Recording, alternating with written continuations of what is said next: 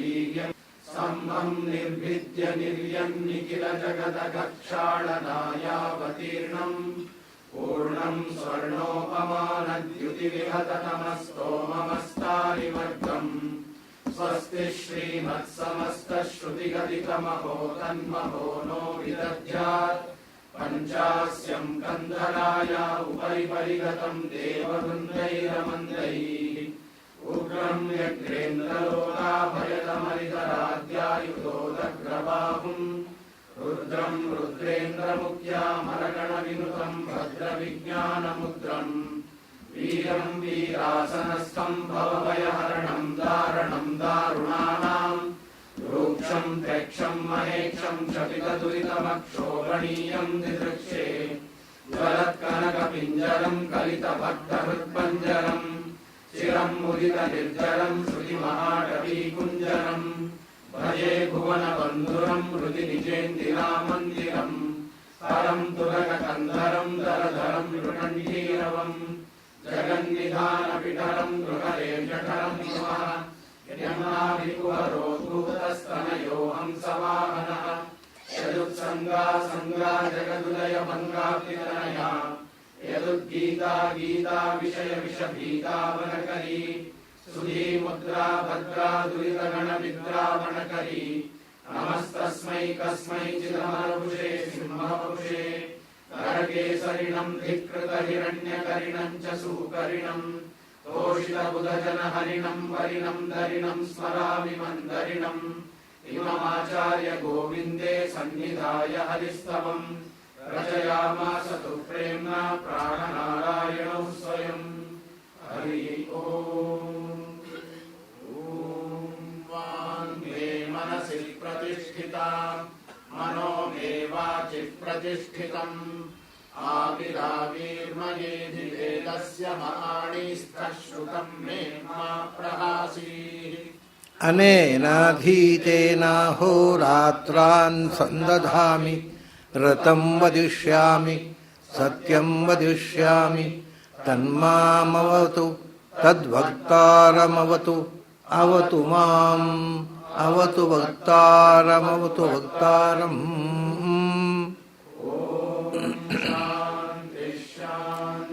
शान्तिः जयति पराशरसूनुः सत्यवती हृदयनन्दनो व्यासः यस्य आस्य कमलगलितं वाङ्मयममृतं जगत्पिबति भुजगभोगाभमुद्यम्य हृद्यं निजभुजं दक्षिणं लक्षणाढ्यं ललितमुद्रिक्तविज्ञानमुद्रं भज भज अनन्तमित्यालपन्तं प्रणतवान् प्राणिनां प्राणभूतं प्रणतिभिः प्रणये पूर्णबोधम् भवदवोष्णेन तातप्यमानान् भुवि परं नाथम् अप्रेक्षमाणान् भुवनमान्येन च अन्येन दोष्णा भवतु भीर्मा इति नः सान्त्वयन्तम् प्रणतवान् प्राणिनां प्राणभूतं प्रणतिभिः प्रणये पूर्णबोधम्. ನನ್ನ ಅಧ್ಯಾತ್ಮ ಬಂಧುಗಳೇ, ಉಪನಿಷತ್ತುಗಳಲ್ಲೇ ಅತ್ಯಂತ ಕ್ಲಿಷ್ಟವಾದ ಉಪನಿಷತ್ತು ಐತರೇಯ ಉಪನಿಷತ್ತು. ಅದರಲ್ಲೂ ಈ ಬೃಹತಿ ಸಹಸ್ರದ ಭಾಗ ಇನ್ನಷ್ಟು ಕ್ಲಿಷ್ಟ. ಆ ಬೃಹತಿ ಸಹಸ್ರದ ಉಪಾಸನೆ ಇನ್ಯಾವ ಉಪನಿಷತ್ನಲ್ಲೂ ನಿಮಗೆ ಸಿಗೋಲ್ಲ, ಇನ್ಯಾವ ಶ್ರುತಿ ಪುರಾಣಗಳಲ್ಲೂ ಸಿಗೋಲ್ಲ. ಅದು ಐತರೇಯ ಮಾತ್ರ ನಮ್ಮ ಕೊಟ್ಟಂಥ ಎಕ್ಸ್ಕ್ಲೂಸಿವ್ ಕೊಡುಗೆ. ಆದರೆ ಅದನ್ನು ಗ್ರಹಣ ಮಾಡುವುದು, ಗ್ರಹಣ ಮಾಡಿ ಅರ್ಥ ಮಾಡಿಕೊಂಡು ಅದನ್ನು ಅನುಸಂಧಾನದಲ್ಲಿ ಉಳಿಸಿಕೊಳ್ಳುವುದು ಅತ್ಯಂತ ಕ್ಲಿಷ್ಟವಾದಂಥ ಒಂದು ಪ್ರಕ್ರಿಯೆ. ಹಿಂದೆ ನಾವು ನೋಡಿದೆವು ಅನ್ನ ಮತ್ತು ಅನ್ನಾದ. ನಾರಾಯಣ ಮತ್ತು ಅನಿರುದ್ಧ ಅನ್ನದಲ್ಲಿ ಇರುವವರು, ಸಂಕರ್ಷಣ ಮತ್ತು ಪ್ರದ್ಯುಮ್ನ ಅನ್ನಾದನಲ್ಲಿ ಇರುವವರು, ಮಧ್ಯೆ ಅವಕಾಶಪ್ರದನಾಗಿ ವಾಸುದೇವನಿದ್ದಾನೆ ಅಂತ ಈ ಇಡೀ ವ್ಯವಹಾರ ಈ ಪಂಚರೂಪಗಳಿಂದ ಇಡೀ ಪ್ರಪಂಚದ ನಡೆದಿದೆ ಅಂತ. ಅದರಲ್ಲಿ ಹೇಳುವಾಗ ಅವರು ಏನು ಹೇಳಿದರು ಅಂದರೆ, ಪ್ರಾಣಭೃತ್ ಅಂದರೆ ಪ್ರಾಣಿಗಳು ಎಲ್ಲ ಅನ್ನಾದಗಳು, ಔಷಧಿ ವನಸ್ಪತಿಗಳು ಅನ್ನ ಅಂತ. ಔಷಧಿ ವನಸ್ಪತಿಗಳು ಅನ್ನ ಅನ್ನೋದಕ್ಕೆ ಬೇರೆ ಅರ್ಥವೂ ಇದೆ. ಈಗ ಇಲ್ಲಿ ನಾವು ಆಹಾರ ಅಂತ ಇಟ್ಟುಕೊಳ್ಳೋಣ. ಔಷಧಿ ವನಸ್ಪತಿಗಳು ಆಹಾರ ಹೌದಲ್ಲ. ಮರಗಳಲ್ಲಿ ಬೆಳೀತಕ್ಕಂಥ ಎಲೆಗಳು, ಗಿಡಬಳ್ಳಿಗಳು, ಹೂ ಹಣ್ಣುಗಳು ಇವೆಲ್ಲ ಈ ಪ್ರಾಣಭೃತ್ ಪ್ರಾಣಿಗಳಿಗೆ ಆಹಾರ. ಅದನ್ನ ಹೇಳ್ತಾರೆ, ಔಷಧಿ ವನಸ್ಪತೀನ್ ಹಿ ಪ್ರಾಣಭೃತಃ ಅದಂತಿ. ಔಷಧಿಗಳನ್ನು ಮತ್ತು ವನಸ್ಪತಿಗಳನ್ನು ಒಟ್ಟಿಗೆ, ಪ್ಲಾಂಟ್ಸ್ ಗಿಡಬಳ್ಳಿಗಳು, ಸೊಪ್ಪು ಸೊದೆಗಳು ಆಹಾರ. ಇದು ಯಾವುದೇ ಪ್ರಾಣಿ ನೀವು ತಗೊಂಡ್ರೆ, ಆನೆ ಕೂಡ, ಮನುಷ್ಯರು ಅಷ್ಟೇ ಅಲ್ಲ, ಆನೆ ಕೂಡ ಸೊಪ್ಪು ಸೊದೆ ತಿಂದೇ ಬದುಕೋದು. ಪ್ರಾಯ ಪ್ರಪಂಚದಲ್ಲಿ ಪ್ರಾಣಿಗಳಲ್ಲಿ ಬಲಿಷ್ಠವಾದ ಪ್ರಾಣಿ ಅದು ಮಾಂಸ ತಿನ್ನೋಲ್ಲ. ಅದು ಬರೀ ಸೊಪ್ಪು ಸೊದೆಗಳನ್ನು ತಿಂದು ಅಷ್ಟು ಬಲಿಷ್ಠವಾಗಿ ಬೆಳೀತದೆ. ಅಂತಹ ಅದನ್ನೇ ಹೇಳ್ತಾರೆ, ಔಷಧಿ ವನಸ್ಪತಿಯನ್ನು ಹಿ ಪ್ರಾಣಭೃತಃ ಅಂದರೆ ಚಲನ ಇರತಕ್ಕಂಥ ಪ್ರಾಣಿಗಳು. ಮನುಷ್ಯರು ಆಗುತ್ತೆ, ಯಾವ ಪ್ರಾಣಿಯೂ ಆಗ್ಬೋದು, ಪಕ್ಷಿ ಆಗ್ಬೋದು, ಸರೀಸೃಪ ಆಗ್ಬೋದು, ಎಲ್ಲವೂ ಪ್ರಾಣಭೃತಃ. ಅವುಗಳ ಮುಖ್ಯ ಆಹಾರ ಔಷಧಿ ವನಸ್ಪತಿಯ. ಔಷಧಿ ವನಸ್ಪತಿಯನ್ನು ಹಿ ಪ್ರಾಣಭೃತಃ ಅದಂತಿ. ಅದನ್ನು ತಿಂದೇ ಬದುಕ್ತಾವೆ ಎಲ್ಲ ಪ್ರಾಣಿಗಳು. ಯಾವುದನ್ನು? ಔಷಧಿ ವನಸ್ಪತಿಯನ್ನು. ಔಷಧಿ ಮತ್ತು ವನಸ್ಪತಿ ಒಟ್ಟಿನಲ್ಲಿ ಗಿಡಬಳ್ಳಿಗಳ ಸೊಪ್ಪು ಸೊದೆಗಳು, ಅವು ಹೂವು ಹಣ್ಣುಗಳು, ಅದರಲ್ಲಿ ಇರತಕ್ಕಂಥ ಎಲೆಗಳು, ಇದೇ ಸಮಸ್ತ ಪ್ರಾಣಿಗಳ ಮುಖ್ಯ ಆಹಾರ ಅಂತ. ಇದು ಬಿಟ್ಟು ಮಾಂಸವನ್ನು ತಿನ್ನುವ ಪ್ರಾಣಿಗಳಿರ್ತವೆ, ಅದು ಬೇರೆ ವಿಷಯ. ಆದರೆ ಯಾವುದೇ ಪ್ರಾಣಿಯನ್ನು ನೀವು ತಗೊಂಡ್ರು ಅವಕ್ಕೆ ಮುಖ್ಯ ಆಹಾರ ಇದೆ. ಮಾಂಸಾಹಾರಿಗಳಿಗೂ ಕೂಡ ಕಾಡಿನಲ್ಲಿರತಕ್ಕಂಥ ಬರೀ ಮಾಂಸ ತಿಂದು ಬದುಕೋಲ್ಲ, ಅವು ಕಾಡಿನ ಕೆಲವು ಸೊಪ್ಪು ಸೊದೆಗಳನ್ನು ತಿಂತಾವೆ. ಅಂತ ಒಟ್ಟಿಗೆ ಸ್ಥೂಲವಾಗಿ ಎಲ್ಲ ಪ್ರಾಣಿಗಳ ಅದನ ಆಹಾರವಾಗಿರುವಂಥವುಗಳು ಔಷಧಿ ವನಸ್ಪತಿಗಳು. ಅಂದರೆ ಅವರು ಸ್ಥೂಲವಾಗಿ ಹೇಳೋದೇನೆಂದರೆ, ಚಲಿಸುವಂಥ ಜೀವಕ್ಕೆ ಚಲಿಸದ ಜೀವ ಆಹಾರವಾಗುತ್ತೆ. ಔಷಧಿ ವನಸ್ಪತಿಗಳು ಅಂದರೆ ಚಲನ ಇಲ್ಲದ ಜೀವಗಳು. ಪ್ಲಾಂಟ್ಸ್ ಆಫ್ ಲೈಫ್ ಅನ್ನೋದು ಜೆ.ಸಿ. ಬೋಸ್ ಹೇಳಿದ್ದಲ್ಲ, ಉಪನಿಷತ್ಕಾರರು ಎಲ್ಲರೂ ಹೇಳ್ತಾರೆ. ಸೊ ಈ ಪ್ಲಾಂಟ್ಸ್ಗಳಿಗೆ ಜೀವ ಇದೆ, ಆದರೆ ಚಲನೆ ಇಲ್ಲ. ಪ್ರಾಣಭೃತ ಅಂದರೆ ಚಲನ ಇರುವ ಜೀವಗಳು. ಚಲಿಸುವ ಜೀವಗಳಿಗೆ ಚಲಿಸದ ಜೀವಗಳು ಆಹಾರವಾಗ್ತವೆ. ಇದು ಸ್ಥೂಲವಾಗಿ ಇಷ್ಟು. ಅದನ್ನು ಅವರು ಔಷಧಿ ವನಸ್ಪತಿ ಅಂದರೆ ಚಲಿಸದ ಜೀವಗಳು ಅಂತ ಇಟ್ಕೊಂಡ್ರೆ ಅದು ಸಮರ್ಪಕ ಆಗುತ್ತೆ. ಸೊ ಚಲಿಸದ ಜೀವ ಚಲಿಸುವ ಜೀವಕ್ಕೆ ಆಹಾರವಾಗುತ್ತೆ. ಹಾಗಾಗಿ ಈ ಔಷಧಿ ವನಸ್ಪತಿಗಳು ಮನುಷ್ಯನಿಗೆ ಮಾತ್ರ ಅಲ್ಲ, ಪ್ರಾಣಿಗಳಿಗೂ, ಚಲಿಸುವ ಸಮಸ್ತ ಜೀವಜಾತಕ್ಕೆ ಆಹಾರ ಆಗತ್ತೆ. ಅದರಲ್ಲಿ ಮತ್ತೆ ಮುಂದಕ್ಕೆ ಹೋದರೆ, ತೇಷಾಂ ಯೇ ಉಭಯತೋದಂತಾಹ. ಆಮೇಲೆ ಎರಡು ಬದಿಯಲ್ಲೂ ಹಲ್ಲು ಇರತಕ್ಕ ಪ್ರಾಣಿಗಳು ಅಂದರು. ಪ್ರಾಣಿಗಳು ಅಂತ ಬಂತು, ಪ್ರಾಣಭೃತಃ ಅಂತ. ಎರಡೂ ಕಡೆಯೂ ಹಲ್ಲು ಇರುವ ಪ್ರಾಣಿಗಳು ಅಂದರೆ ಹ್ಯೂಮನ್ ಬೀಯಿಂಗ್ಸ್. ಮನುಷ್ಯರಿಗೆ ಎರಡೂ ಕಡೆ ಉಭಯತೋದಂತಹ. ಪ್ರಾಣಿಗಳಿಗೆ ಒಂದೇ ಕಡೆ ದವಡೆಯಲ್ಲಿ ಹಲ್ಲಿರೋದು, ಎರಡು ಸೈಡ್ನಲ್ಲಿ ಇರೋದಿಲ್ಲ. ಕೆಲವದಕ್ಕೆ ಇವೆ, ಅದು ಬಿಡಿ. ಮುಖ್ಯ ವಿಷಯ, ಹೆಚ್ಚಿನ ಮಟ್ಟಿಗೆ ಪ್ರಾಣಿಗಳಿಗೆ ಒಂದೇ ಸೈಡ್ನಲ್ಲಿ ಹಲ್ಲು ಇರೋದು. ಮನುಷ್ಯರು ಉಭಯತೋದಂತಹ, ಕೆಳದವಡೆಯಲ್ಲೂ ಹಲ್ಲು, ಮೇಲ್ದವಡೆಯಲ್ಲೂ ಹಲ್ಲು, ಎರಡೂ ಕಡೆಯೂ ಹಲ್ಲಿರತಕ್ಕಂಥ ಪ್ರಾಣಭೃತ್ತುಗಳಿದ್ದಾರಲ್ಲ. ಅಂದರೆ ಎರಡು ಕಡೆ ಹಲ್ಲಿರುವುದು ಯಾರಪ್ಪ ಅಂದರೆ, ಪುರುಷಸ್ಯ ಅನುವಿಧಾಂ ವಿಹಿತಾ. ಪುರುಷ ಅಂದರೆ ಸಹಸ್ರಶೀರ್ಷ ಪುರುಷ. ಪುರುಷ ಸೂಕ್ತ ಪ್ರತಿಪಾದ್ಯನಾದ ಭಗವಂತನ ಅನುವಿಧಾಂ, ಅವನಿಗೆ ಅನುಗುಣವಾದಂಥ ರೂಪವನ್ನು ಧರಿಸಿದವರು ಅಂದರೆ ಮನುಷ್ಯರು. ಎರಡು ಕಣ್ಣು, ಎರಡು ಕೈ, ಎರಡು ಕಾಲು, ಪುರುಷಾಕಾರ ಅಂತ ಹೇಳ್ತೇವಲ್ಲ. ಆದರೆ ಮನುಷ್ಯಾಕಾರದಿಂದ ಇರತಕ್ಕಂಥ ಪ್ರಾಣಿ, ಅದು ಆ ಪ್ರಾಣಿಗಳಲ್ಲಿಯೂ ಉಭಯತೋದಂತಹ ಎರಡು ಕಡೆ ದವಡೆ ಇರತಕ್ಕಂಥ ಪ್ರಾಣಿ. ಎರಡು ಕಡೆ ದವಡೆ ಇದ್ದಂಥ ಪ್ರಾಣಿ ಏನು? ಅವರು ಯೇ ಉಭಯತೋ ದಂತಾಹ ಪುರುಷಸ್ಯ ಅನುವಿಧಾಂ ವಿಹಿತಾಹ ತೇ ಅನ್ನಾದಾಹ ಅಂದರು. ಅವರು ತಿನ್ನುವವರು, ಉಳಿದದ್ದೆಲ್ಲ ತಿನ್ನಲಿಕ್ಕೆ ಅವರಿಗೆ. ಇಡೀ ಪ್ರಪಂಚ ಇದು ಏನಾಯಿತು ಅಂದರೆ ಈ ಕಾನ್ಸೆಪ್ಟು ಬೈಬಲ್ನಲ್ಲಿ ಬಹಳ ವ್ಯಾಪಕವಾಗಿ ಈ ಕಾನ್ಸೆಪ್ಟನ್ನು ಬಳಸ್ತಾರೆ. ಕ್ರಿಶ್ಚಿಯಾನಿಟಿಯಲ್ಲಿ ಅವ್ರೇನು ಹೇಳೋದು ಅಂದರೆ ಪ್ರಪಂಚದ ಸಮಸ್ತವು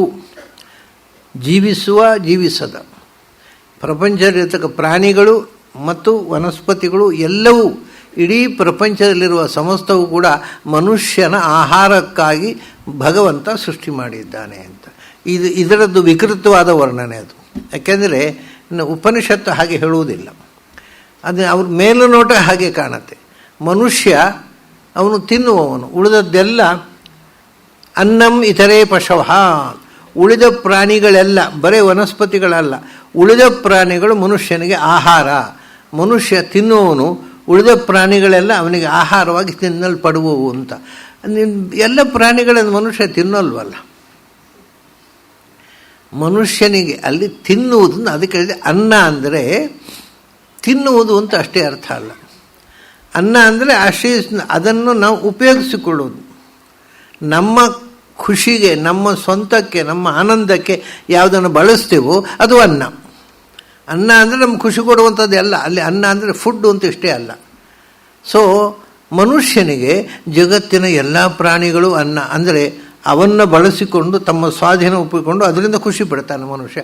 ಆನೆ ಮೇಲೆ ಸವಾರಿ ಮಾಡ್ತಾನೆ, ನೀನು ಯಾವ ಪ್ರಾಣಿ ಬೇಕು? ಆನೆ ಮೇಲೂ ಆನೆ ಕೂಡ ಮನುಷ್ಯನಿಗೆ ಅನ್ನ. ಅನ್ನ ಅಂದರೆ ಅದರ ಮಾಂಸ ತಿನ್ನುವುದು ಅಂತ ಅರ್ಥ ಅಲ್ಲ. ಅದನ್ನು ಉಪಜೀವಿಸಿಕೊಂಡು ಪ್ರಾಣಿಗಳು ಬದುಕ್ತಾವೆ, ಮನುಷ್ಯನ ಉಪಜೀವಿಸಿಕೊಂಡು. ಪ್ರಾಣಿಗಳು, ಆನೆಯಂಥ ಮಹಾಪ್ರಾಣಿಗಳು ಕೂಡ ಅದನ್ನು ಮನುಷ್ಯ ಮಣಿಸ್ತಾನೆ. ಆಮೇಲೆ ಹುಲಿಗಿಲಿ ಇತ್ಯಾದಿ ಪ್ರಾಣಿಗಳನ್ನು ಕೂಡ ಅದ್ರ ಮೇಲೆ ಸವಾರಿ ಮಾಡಬೇಕಾದ್ರೆ ಮಣಿಗಂಟ ಬರಬೇಕು, ನಮ್ಮಿಂದ ಆಗೋಲ್ಲ. ಅದು ಸರ್ಕಸ್ನಲ್ಲಿ ಯಾವುದೇ ಪ್ರಾಣಿಯನ್ನು, ಸಿಂಹ, ಹುಲಿ, ಯಾವ ದುಷ್ಟ ಪ್ರಾಣಿಯನ್ನು ಮಣಿಸ್ತಾನೆ. ಅಂದರೆ ಪ್ರಪಂಚದ ಸಮಸ್ತ ಪ್ರಾಣಿಯನ್ನು ಮಣಿಸಿ ತನಗೆ ಅನ್ನ ಅಂದರೆ ತನ್ನ ಸುಖಭೋಗಕ್ಕೆ ಸಾಧನ. ಅನ್ನ ಅಂದರೆ ಸುಖ ಸಾಧನ ಅಂತ ಅರ್ಥ. ತನ್ನ ಸುಖಭೋಗಕ್ಕೆ ಸಾಧನ ಮಾಡಿಕೊಳ್ತಾನೆ. ಇಡೀ ಪ್ರಪಂಚದಲ್ಲಿರ್ತಕ್ಕಂಥ ಮರಮಟ್ಟು ಅವನ ಸುಖಕ್ಕೆ, ಪ್ರಾಣಿಗಳು ಅವನ ಸುಖಕ್ಕೆ, ಇಡೀ ಪ್ರಪಂಚ ತನ್ನ ಸುಖಭೋಗಕ್ಕೆ ಇರುವುದು ಅಂತ ಮನುಷ್ಯ ಆ ರೀತಿ ವರ್ತಿಸ್ತಾನೆ. ಅದಕ್ಕೆ ಹೇಳಿದರು ಆ ಉಭಯತೋದಂತಹ ಆ ಎರಡು ಕಡೆಯ ಹಲ್ಲಿರುವ ಪ್ರಾಣಿಗಳಿದ್ದಾವಲ್ಲ, ಅವಕ್ಕೆ ಹಲ್ಲು ಈ ಎರಡು ಕಡೆ ಇದ್ದದ್ದ ಬರೇ ತಿನ್ನೋ ಚಪಲ. ಒಂದು ಕಡೆ ಹಲ್ಲಿದ್ದರೆ ಅದನ್ನು ಕಂಟ್ರೋಲ್ ಮಾಡೋದಿತ್ತವನು. ಇವು ತಿನ್ನೋ ಚಪಲದಲ್ಲಿ ಏನು ಸಿಕ್ಕಿದ್ರೂ ತಿಂತಾವೆ. ವಸ್ತುತಃ ಎರಡು ಕಡೆ ಹಲ್ಲಿರುವುದು ಅನ್ನೋದೊಂದು ವಿಶೇಷ ಅರ್ಥ ಏನು ಗೊತ್ತುಂಟ? ಎರಡು ಕಡೆ ಹಲ್ಲಿರುವಂಥ ಪ್ರಾಣಿಗಳಿಗೆ ಮಾಂಸ ಆಹಾರ ಅಲ್ಲ. ಇದು ವೈಜ್ಞಾನಿಕವಾಗಿ ಸಿದ್ಧವಾದ ಸಂಗತಿ. ಅಮೇರಿಕಾದಲ್ಲಿ ಅಮೇರಿಕನ್ ಗವರ್ಮೆಂಟು ವಿಜ್ಞಾನಿಗಳನ್ನು, ಸೈಂಟಿಸ್ಟ್ಗಳ ಹತ್ರ ಎಲ್ಲ ಹೇಳಿ ಮಾಂಸಾಹಾರದ ಬಗ್ಗೆ ಸಂಶೋಧನೆ ಮಾಡಿ ಅಂತ ಹೇಳಿತು. ಅವರು ಮನುಷ್ಯನ ಹಲ್ಲು ಗಿಲ್ಲು ಎಲ್ಲವನ್ನು ಸಂಶೋಧನೆ ಮಾಡಿ ಮಾಂಸ ಅನ್ನೋದು ಮನುಷ್ಯನ ಸಹಜ ಆಹಾರ ಅಲ್ಲ ಅಂತ ತೀರ್ಮಾನ ಮಾಡಿದ್ದಾರೆ. ಅದು ಅಮೇರಿಕನ್ ಸರ್ಕಾರ ಅದನ್ನು ಒಪ್ಪಿಕೊಂಡಿದೆ. It is recorded. ಅಮೇರಿಕದಲ್ಲಿ ಮಾಂಸಾಹಾರಿಗಳ ಸಂಖ್ಯೆ ಕಮ್ಮಿ ಆಗ್ತಾ ಇದೆ. ಹೆಚ್ಚು ಜನ ಮಾಂಸ ತಿನ್ನುವುದನ್ನು ಬಿಡ್ತಾ ಇದ್ದಾರೆ. ಯಾಕೆಂದರೆ ಮಾಂಸ ಮನುಷ್ಯನ ಸಹಜವಾದ ಆಹಾರ ಅಲ್ಲ ಅನ್ನತಕ್ಕಂಥದ್ದು ಅಲ್ಲಿಯ ದೇಶದ ರಾಷ್ಟ್ರೀಯ ಘೋಷಣೆ. ಅದನ್ನ ಬಹಳ ಜನ ಮಾಂಸ ತಿನ್ನುವುದು, ಅಲ್ಲಿ ಎಲ್ಲ ಯಾವುದು ಒಳ್ಳೆಯದಲ್ಲ ಅಂತ ನಾವು ಹೇಳ್ತೇವೆ ಅದನ್ನು ಬಿಡ್ತಾರೆ ಅಮೇರಿಕಾದಲ್ಲಿ. ಅಲ್ಲಿ ಸಾಮಾನ್ಯವಾಗಿ ಮುಂಚೆ ಪ್ರತಿಯೊಬ್ಬರೂ ಸ್ಮೋಕ್ ಮಾಡ್ತಿದ್ರು. ಹುಡುಗರು ಹುಡುಗಿಯರು ಅದು ಸ್ಮೋಕ್ ಮಾಡೋದು ಒಂದು ಸ್ಟೈಲು ಅಂತ. ಈಗ ಯಾರೂ ಆಲ್ಮೋಸ್ಟ್ ಸ್ಮೋಕ್ ಮಾಡೋದಿಲ್ಲ ಅಲ್ಲಿ. ನಿಮಗೆ ಸ್ಮೋಕ್ ಮಾಡೋರು ಬಹಳ ವಿರಳವಾಗಿ ಕಾಣಲಿಕ್ಕೆ ಸಿಗ್ತಾರೆ. ಯಾರು ನೀಗ್ರೋಗಳು ಅಲ್ಲಿ ಇರೋದಿಲ್ಲ. ಯಾರು ಅಮೇರಿಕನ್ಸು ಸಾಮಾನ್ಯವಾಗಿ ಅಪವಾದ ಇರ್ಬೋದು, ನಾನು ಅದನ್ನು ಬಿಟ್ಟೇ ಬಿಟ್ಟರು ಸ್ಮೋಕ್ ಮಾಡೋದನ್ನು. ಮಾಂಸ ಅನ್ನೋದು ಮನುಷ್ಯನ ಸಹಜ ಆಹಾರ ಅಲ್ಲ ಒಂದು. ನಂಬರ್ 2, ನೀವು ಮಾಂಸ ತಿನ್ನೋದ್ರಿಂದ ಪ್ರಾಣಿಗೆ ಹಿಂಸೆ ಆಗುತ್ತೆ. ಅದು ಹಿಂಸೆ ನೀವು ಕಾಯಿಪಲ್ಯ ತಿಂದು ಆಗುತ್ತಲ್ವ ಅಂತ ಅದಕ್ಕೆ ನಾನು ನಿನ್ನೆ ಹೇಳಿದ್ದೆ. ಯಾವ ಪ್ರಾಣಿಯನ್ನು ತಿನ್ನದೇ ಪ್ರಾಣಿಗೆ ಬದುಕೇ ಇಲ್ಲ. ನಾವು ಒಂದು ಪ್ರಾಣಿಯನ್ನು ತಿಂದು ಇನ್ನೊಂದು ಪ್ರಾಣಿ ಬದುಕೋದು. ಆದರೆ ಯಾವ ಪ್ರಾಣಿಯನ್ನು ನಾವು ಕೊಲ್ಲುವುದರಿಂದ ಆ ಪ್ರಾಣಿಗೆ ಹಿಂಸೆ ಆಗುತ್ತೆ ಅದನ್ನು ನಾವು ಅವಾಯ್ಡ್ ಮಾಡಬೇಕು. ಕಾಯಿಪಲ್ಯ ಅಥವಾ ಗಿಡ ಬಳ್ಳಿಗಳು, ಸೊಪ್ಪು ಸೊದೆಗಳು ಅವನ್ನು ನೀವು ಕತ್ತರಿಸಿದರೆ ಅವಕ್ಕೆ ಹಿಂಸೆ ಆಗುವುದಿಲ್ಲ. ಇದು ಪ್ರಾಚೀನರು ಕಂಡುಕೊಂಡದ್ದು ಸಂಶೋಧನೆಯಿಂದ. ಆದರೆ ಒಂದು ಪ್ರಾಣಿಯನ್ನು ಕೊಂದರೆ ಅದು ಚೀರುತ್ತೆ, ಒದ್ದಾಡುತ್ತೆ, ವಿಲವಿಲ ಒದ್ದಾಡುತ್ತೆ. ನೀವೊಂದು ಕೋಳಿಯನ್ನು ಬಹಳ ಸಂತೋಷವಾಗಿ ತಿಂತಾರೆ. ಆದರೆ ಒಂದು ಕೋಳಿಯನ್ನು ಕತ್ತು ಹಿಚಿಕಿದರೆ, ನೀವು ಕತ್ತು ಹಿಚಿಕಿ ಆ ಕೋಳಿಯನ್ನು ತುಂಡು ಮಾಡಿ ಆಚೆ ಬಿಸಾಡಿದರೆ ಅದರ ಬಾಡಿ ಮಾತ್ರ ತಾನು ಬದುಕಬೇಕು ಅಂತ ಒಂದು 10 ನಿಮಿಷ ಹಾರ್ತಾ ಇರ್ತದೆ. ಅಂದರೆ ಡಿಸೈರ್ ಟು ಲಿವ್, ಸಾಯಬಾರದು, ನಾನು ಬದುಕಬೇಕು ಅಂಥ ಆಸೆ ಇರುವ ಪ್ರಾಣಿಯನ್ನು ನಮ್ಮ ಹೊಟ್ಟೆ ಚಬಲಕ್ಕೋಸ್ಕರ ಕತ್ತು ಹಿಚಿಕಿ ಸಾಯಿಸಿ ನಾವು ತಿಂತೇವೆ. ಅದನ್ನು ಶಾಸ್ತ್ರ ಹೇಳೋದು, ಇನ್ನೊಂದು ಪ್ರಾಣಿಗೆ ದುಃಖ ಕೊಟ್ಟು ನೀನು ಸುಖ ಪಡಬೇಡ ಅಂತ. ಅಷ್ಟೇ. ಅವರು ಎಲ್ಲಿ ತನಕ ಅಂದರೆ ಮಾಂಸ ತಿನ್ನಬಾರ್ದು ಅಂತ ಹೇಳುವುದಿಲ್ಲ ಅವರು. ಪುಂಸಾಂ ವ್ಯವಾಯಾಮಿಷ ಮಧ್ಯ ಸೇವಾ ಸ್ವಾಭಾವಿಕೈವೈ ನಹಿ ತತ್ರ ಚೋದನ ಅಂತ ಭಾಗವತದಲ್ಲಿ ಬಹಳ ಸ್ಪಷ್ಟವಾಗಿ ಹೇಳ್ತಾರೆ. ಪುಂಸಾಂ ಈ 3 ಸಂಗತಿ. ವ್ಯವಾಯ ಅಂದರೆ ಸೆಕ್ಸು ಬೇಡ ಅಂದರೆ ಯಾರು ಕೇಳ್ತಾರೆ? ನಮ್ಮ ಶಾಸ್ತ್ರವನ್ನು ಯಾರೂ ಮೂಸೋದಿಲ್ಲ. ಯಾಕೆಂದರೆ ಅದು ಇನ್ಸ್ಟಿಂಕ್ಟ್, ಅದು ಮನುಷ್ಯನಿಗೆ ಸೆಕ್ಸು ಬೇಕು ಅಂತ ಅನಿಸುತ್ತೆ. ನೀವು ಸೆಕ್ಸನ್ನು ಬಳಸಬೇಡಿ ಜೀವನದಲ್ಲಿ, ಎಲ್ಲರೂ ಬ್ರಹ್ಮಚಾರಿಗಳಾಗಿ ಅಂತ ಹೇಳಿದರೆ ಯಾರು ಕೇಳ್ತಾರೆ? ಸೊ ನಮ್ಮ ಶಾಸ್ತ್ರ ಇಂಪ್ರ್ಯಾಕ್ಟಿಕಲ್ ಆಗುತ್ತೆ ಅಂತಾರೆ ಅವರು. ಅದನ್ನು ವ್ಯವಾಯ. ನಂಬರ್ 2 ಆಮಿಷ. ಮಾಂಸ ತಿನ್ನಬೇಡಿ ಅಂದರೆ ನಮ್ಮ ಮಾತಿಗೆ ಯಾರೂ ಬೆಲೆ ಕೊಡೋಲ್ಲ. ಮದ್ಯ ಸೇವಾ ಕುಡಿಬೇಡಿ ಅಂದರೆ ನಮ್ಮ ಮಾತಿಗೆ ಯಾರೂ ಬೆಲೆ ಕೊಡೋಲ್ಲ. ಯಾಕೆಂದರೆ ಅದು ಅಷ್ಟು ವ್ಯಾಪಕವಾಗಿ ಜನರನ್ನು ತನ್ನ ವಶಕ್ಕೆ ತೆಗೆದುಕೊಂಡು ಚಟ ಬೆಳೆದು ಬಿಟ್ಟಿದೆ. ಹಾಗಾದ್ರೆ ನಾವು ಏನು ಹೇಳೋದು? ಅಯ್ಯೋ, ನೀವು ಸೆಕ್ಸು ಬೇಡ, ಮಾಂಸ ಬೇಡ, ಕುಡಿಯೋದು ಬೇಡ ಅಂತ ಹೇಳೋಲ್ಲ. ಮತ್ತು ವ್ಯವಸ್ಥಿತಿ ಸ್ಟೇಷನ್ ಅದು ಎಲ್ಲ ನಿಮಗೆ ಅದು ಬಿಡಲಿಕ್ಕೆ ಆಗಲ್ಲ ಮಾಡಿ ಅದರ ಒಂದು ನಿಯಮ ಇಟ್ಕೊಳ್ಳಿ. ಸ್ವಚ್ಛಂದತೆ ಬೇಡ ಅದರಲ್ಲಿ. ಸೆಕ್ಸಿನ ಬಗ್ಗೆ ಆಯಿತು, ಒಂದು ಮದುವೆ ಮಾಡಿಕೊಳ್ಳಿ, ಊರೆಲ್ಲ ಮೇಯ್ಲಿಕ್ಕೆ ಹೋಗಬೇಡಿ. ಹಾಗೇನೆ ಮಾಂಸವನ್ನು ಅದಕ್ಕೆ ಹಿನ್ನವರು ಯಜ್ಞಯಾಗಗಳಲ್ಲಿ ಮಾಂಸದ ಬಲಿ, ಮಾಂಸವನ್ನು ದೇವರಿಗೆ ಅರ್ಪಣೆ ಮಾಡಿ ತಗೊಳ್ಳಿ. ಆವಾಗ ಸಿಕ್ಕಾಬಟ್ಟೆ ತಗೊಳ್ಳೋದು ಕಮ್ಮಿ ಆಗುತ್ತೆ. ಅದು ಒಂದು ಪೂಜೆಯಾಗಿ ದೇವರಿಗೆ ಅರ್ಪಣೆಯಾಗಿ ಯಜ್ಞದಲ್ಲಿ ಮಾಂಸ ಆಹುತಿ ಕೊಟ್ಟು ಅದು ಉಳಿದದ್ದನ್ನು ತಿನ್ನಿ. ಹಾಗೆ ತಿನ್ನುವುದನ್ನು ಒಂದು ನಿಯಂತ್ರಣದಲ್ಲಿ ಇಟ್ಟುಕೊಳ್ಳಿ ಅಂತ ಹೇಳೋದು ಅಷ್ಟೇ ನಮ್ಮ ಕೆಲಸ, ಹೊರತು ತಿನ್ನಬೇಡಿ ಅಂತ ಹೇಳಿ. ಹಾಗೆ ಮದ್ಯ ಸೇವಾ, ಅದಕ್ಕೋಸ್ಕರ ಮದ್ಯವನ್ನು ಸೇವನೆ ಮಾಡೋ ಒಂದು ಯಜ್ಞ ಇದೆ. ಅದನ್ನು ನೀವು ಮಾಡಿ ಆ ಯಜ್ಞ ಶೇಷವಾಗಿ ಮದ್ಯವನ್ನು ಬಳಸಿ. ಸ್ವಚ್ಛಂದವಾಗಿ ಮದ್ಯವನ್ನು ಬಳಸಬೇಡಿ. ಈ ಪ್ರಾಚೀನರಿಗೆ ಈ ವ್ಯವಹಾರ ಜ್ಞಾನ ತುಂಬ ಚೆನ್ನಾಗಿತ್ತು. ನೀವು ಯಾರೂ ಕೂಡ ಮದುವೆ ಮಾಡ್ಕೋಬೇಡಿ ಬ್ರಹ್ಮಚಾರಿಗಳಾಗಿ ಅಥವಾ ಸನ್ಯಾಸಿಗಳಾಗಿ ಅಂತ ಹೇಳಿದರೆ ಅದು ಎಷ್ಟು ಅವ್ಯಾವಹಾರಿಕ ಅನ್ನೋದು ಶಾಸ್ತ್ರಕಾರಿಗೆ ಗೊತ್ತು. ಅದನ್ನ ಅವ್ರು ಹೇಳ್ತಾರೆ, ನಮ್ಮದು ಆಕ್ಷೇಪ ಇಲ್ಲ. ನಿಮಗೆ ಮದುವೆ ಮಾಡ್ಕೊಳ್ಬೇಕು ಅಂತಿದ್ದರೆ ಮಾಡ್ಕೊಳ್ಳಿ, ಮತ್ತು ಮಾಡ್ಕೊಳ್ಳಿ ನಾವು ಹೇಳೋಲ್ಲ. ಇಟ್ ಇಸ್ ನನ್ನ ಫಾರ್, ನೀವು ಮಾಡ್ಕೊಳ್ಳಿ ಅಂತ ಹೇಳೋಲ್ಲ, ಮಾಡಿಕೊಳ್ಳಬೇಡಿ ಅಂತ ಹೇಳೋಲ್ಲ. ನಿಮ್ಮ ಸಂಬಂಧಪಟ್ಟದ್ದು. ಮಾಡಿಕೊಳ್ಳಬೇಕೋ ಬೇಡೋ ಅನ್ನೋದು ಶಾಸ್ತ್ರಕ್ಕೆ ಸಂಬಂಧಪಟ್ಟದ್ದಲ್ಲ. ನಿಮಗೆ ಬೇಕು ಅಂದರೆ ಮಾಡಿಕೊಳ್ಳಿ, ಬೇಡ ಅಂದರೆ ಬಿಡಿ. ಆದರೆ ಸ್ವಚ್ಛಂದತೆ ಬೇಡ, ಇಷ್ಟೇ. ಹಾಗೆ ಮಾಂಸ ಭಕ್ಷಣೆ ಅವರು ಹೇಳ್ತಾರೆ, ಇದನ್ನು ಬಿಡುವುದು ಒಳ್ಳೆಯದು, ಬಿಡಿ ಅಂತ ನಾವು ಹೇಳೋಲ್ಲ. ನಿಮಗೆ ಸಾಧ್ಯ ಆದರೆ ಬಿಡಿ, ಇಲ್ಲದೇ ಇದ್ದರೆ ಒಂದು ರಿಸ್ಟ್ರಿಕ್ಷನ್ ಜೊತೆಗೆ ಸೇವಿಸಿ. ಮದ್ಯಪಾನ ಬಿಟ್ಟರೆ ಒಳ್ಳೆಯದು, ಬಿಡಲಿಕ್ಕೆ ಆಗದೇ ಇದ್ದರೆ ಒಂದು ರಿಸ್ಟ್ರಿಕ್ಷನ್, ಅದಕ್ಕೆ ಒಂದು ನಿಯಮ ನಿಯತಿ ಒಳಪಟ್ಟು ಇಷ್ಟೇ ಇದನ್ನು ಅದಕ್ಕೆ. ಯಾಕೆಂದರೆ ಅವ್ರು ಕ್ಷತ್ರಿಯರಿಗೆ ಉದಾಹರಣೆ ನೋಡಿ, ಮಿಲಿಟರಿಯಲ್ಲಿ ಕೆಲಸ ಮಾಡೋರಿಗೆ ಯುದ್ಧಕ್ಕೆ ಹೋಗ್ಬೇಕಾದ್ರೆ ಅವ್ರಿಗೆ ಕುಡಿಯದೇ ಹೋದರೆ ಯುದ್ಧ ಮಾಡಲಿಕ್ಕೆ ಆಗೋದಿಲ್ಲ. ಸರ್ಕಾರವೇ ಸಪ್ಲೈ ಮಾಡುತ್ತೆ ಅವರಿಗೆ. ಶಾಸ್ತ್ರಕಾರರು ಹೇಳ್ತಾರೆ, ವೀರ ಹೋರಾಟ ಮಾಡೋರಿಗೆ ಕ್ಷತ್ರಿಯರಿಗೆ ಕುಡಿಯಲಿಕ್ಕೆ ಬಿಡಿ. ಅಂದ್ರೆ ಯಾರ್ಯಾರಿಗೆ ಯಾವ್ಯಾವ ವೃತ್ತಿ, ನೀವು ಓದುವವರು ಕುಡಿಬೇಡಿ, ಯಾಕೆಂದರೆ ಓದಿದ್ದು ತಲೆ ಒಳಗೆ ಹೋಗಬೇಕಲ್ಲ. ಅಂದು ಓದುವವರು, ನಾಲೆಜ್ ಯಾರ ಜೀವನದ ಧಾಟಿಯೋ ಅಧ್ಯಯನ ಮಾಡುವವರು ಕುಡಿಬೇಡಿ. ಯುದ್ಧ ಮಾಡೋರು ಕುಡೀರಿ. ಅರೆ ಕುಡಿದಿದ್ದರೆ ಹೋರಾಟ ಮಾಡೋ ಹುರುಪೇ ಬರೋಲ್ಲ. ಆ ಕಡೆಗೆ ಅವನು ಆ ಕಡೆಯಿಂದ ಗನ್ ನೋಡಿದವುಗಳು ಇವನು ಕಾಲಿ ಬುದ್ಧೇಳಿ ವಾಪಸ್ ಓಡಿ ಬರ್ತಾನೆ. ಹಾಗಾಗಿ ಕುಡೀರಿ. ಹಾಗೆ ಬೇಸಾಯ ಮಾಡೋರು, ಕೃಷಿಕರು, ಕಷ್ಟಜೀವಿಗಳು, ಶ್ರಮಜೀವಿಗಳು ಕುಡಿಯಿರಿ ಅಂತಾರೆ ಶಾಸ್ತ್ರಕಾರರು. ಆದರೆ ಒಂದು ಮಿತಿ ಇರಲಿ. ಸ್ವಚ್ಛಂದವಾಗಿ ಕುಡಿಯುವುದರಿಂದ ಮಾತ್ರ ದೋಷ ಹೊರತು ಒಂದು ಲಿಮಿಟಿನ ಒಳಗೆ. ಈ ಶಾಸ್ತ್ರಕಾರ ಎಲ್ಲಿ ತನಕ ಅಂದರೆ ಯಾವ್ಯಾವ ವೃತ್ತಿಯವರು ಯಾವ್ಯಾವ ರೀತಿಯ ಲಿಕ್ಕರನ್ನು ಕುಡಿಬೇಕು ಅದು ಎಷ್ಟು ಇದೆಲ್ಲವನ್ನೂ ಶಾಸ್ತ್ರಕಾರರು ಅದನ್ನು ಲಿಮಿಟ್ ಮಾಡಿ ಇಂತಹದ್ದನ್ನು ಕುಡಿಯಬಹುದು ಅಂತ. ಅದೇ ಕ್ಷತ್ರಿಯರಿಗೂ ಕೂಡ ಹಾಗೆ. ಅದನ್ನು ಏನು ಅಂದರೆ ಯಾವುದು ಅಪ್ರಾಯೋಗಿಕವಾದದ್ದನ್ನು ಯಾವುದನ್ನೂ ಶಾಸ್ತ್ರ ಹೇಳುವುದಿಲ್ಲ. ಇವತ್ತು ಶಾಸ್ತ್ರ ಪಂಡಿತರಿದ್ದಾರಲ್ಲ, ಅವರು ಹೇಳುವುದೆಲ್ಲ ಅಪ್ರಾಯೋಗಿಕ, ಇಂಪ್ರ್ಯಾಕ್ಟಿಕಲ್ ಅದನ್ನೇ ಹೇಳ್ತಾರೆ. ಅದು ಮಾಡಬಾರದು, ಮಾಡಿದರೆ ನರಕಾದ್ಯನರ್ಥ ಆಗುತ್ತೆ ಅಂತ. ಒಂದು ಅಭ್ಯಾಸ ಮಾಡ್ಕೋಬೇಕು ನಾವು. ಅವ್ರು ಯಾರಾದರೂ ಒಂದು ನಿಮಗೆ ಅದು ಮಾಡಬೇಡಿ, ಮಾಡಿದರೆ ನರಕಾದ್ಯನರ್ಥ ಆಗುತ್ತೆ ಅಂದರೆ, ಸ್ವಾಮಿ ನೀವು ಹೇಗೂ ನರಕಕ್ಕೆ ಹೋಗೋಲ್ಲ, ಅಲ್ಲಿ ನಿಮ್ಮ ಕಾಟ ಇಲ್ಲ, ನಾವೇ ಹೋಗ್ತೇವೆ ಅಲ್ಲಿ ಅಂತ ಹೇಳಿದರೆ ಆಮೇಲೆ ಕಮ್ಮಿ ಆಗುತ್ತೆ ಸ್ವಲ್ಪ ಈ ಹೆದರಿಸುವುದು. ನರಕಾದ್ಯನರ್ಥ ಆಗುತ್ತೆ ಒಂದು ಫ್ರೇಸ್ ಆಗಿಬಿಟ್ಟದೆ ಎಲ್ಲರ ಬಾಯಲ್ಲೂ. ಏನು ಸ್ವಾಮಿ ಎಷ್ಟು ಒಂದು ಕೇಳ್ಬೋದು, ನಾಳೆ ನರಕಾದ್ಯನರ್ಥ ಆಗುತ್ತೆ ಅಂತ ಈ ದೇವರ ಹೆಸರಿಗಿಂತ ಹೆಚ್ಚು ಬಾರಿ ನರಕ ನರಕ ಅಂತೀರಿ, ಎಷ್ಟು ಸರ್ತಿ ಹೋಗಿ ಬಂದಿದ್ದೀರಿ ಅಲ್ಲಿಗೆ? ನಿಮಗೇನು ಭಾರಿ ಪರಿಚಯ ಇದ್ದಾಗಿದೆ.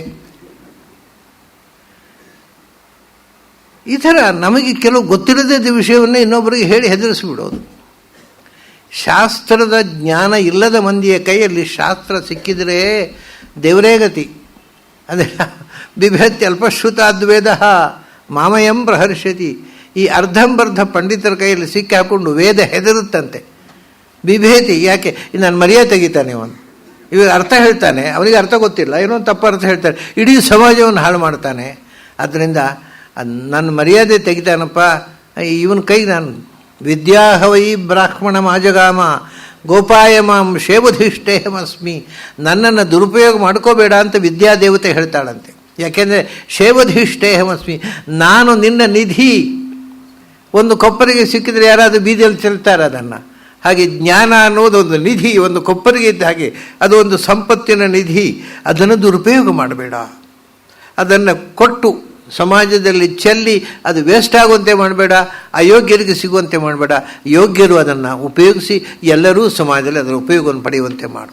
ಸೊ ಜ್ಞಾನ ಅನ್ನೋದು ಅತ್ಯಂತ ದೊಡ್ಡ ವೆಪನ್ನು. ಅದು ಅಪಾಯಕಾರಿಯೂ ಹೌದು, ಉದ್ಧಾರಕ್ಕೂ ಹೌದು. ಅದನ್ನು ದುರುಪಯೋಗ ಮಾಡಿದ್ರೆ ಅದು ವೆಪನ್ನಾಗಿ ನಮ್ಮನ್ನೇ ನಾಶ ಮಾಡುತ್ತೆ.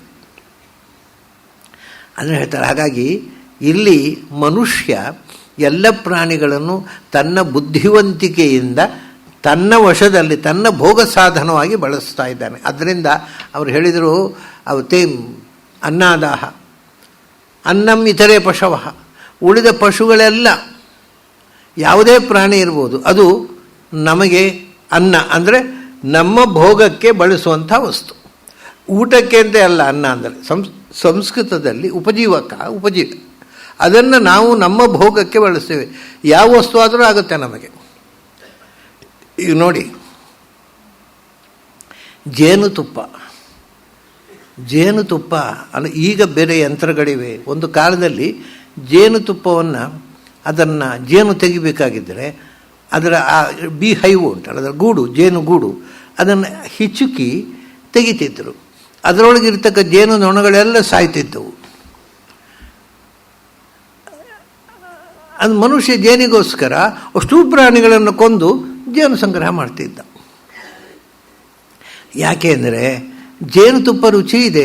ಆ ರುಚಿಯಾದ ಜೇನುತುಪ್ಪವನ್ನು ಹೂವಿನಿಂದ ಹೇಗೆ ಮಾಡುವುದು ಅಂತ ಜೇನುನೊಣಗಳಿಗೆ ಮಾತ್ರ ಗೊತ್ತು, ಮನುಷ್ಯನಿಗೆ ಇನ್ನೂ ಗೊತ್ತಿಲ್ಲ.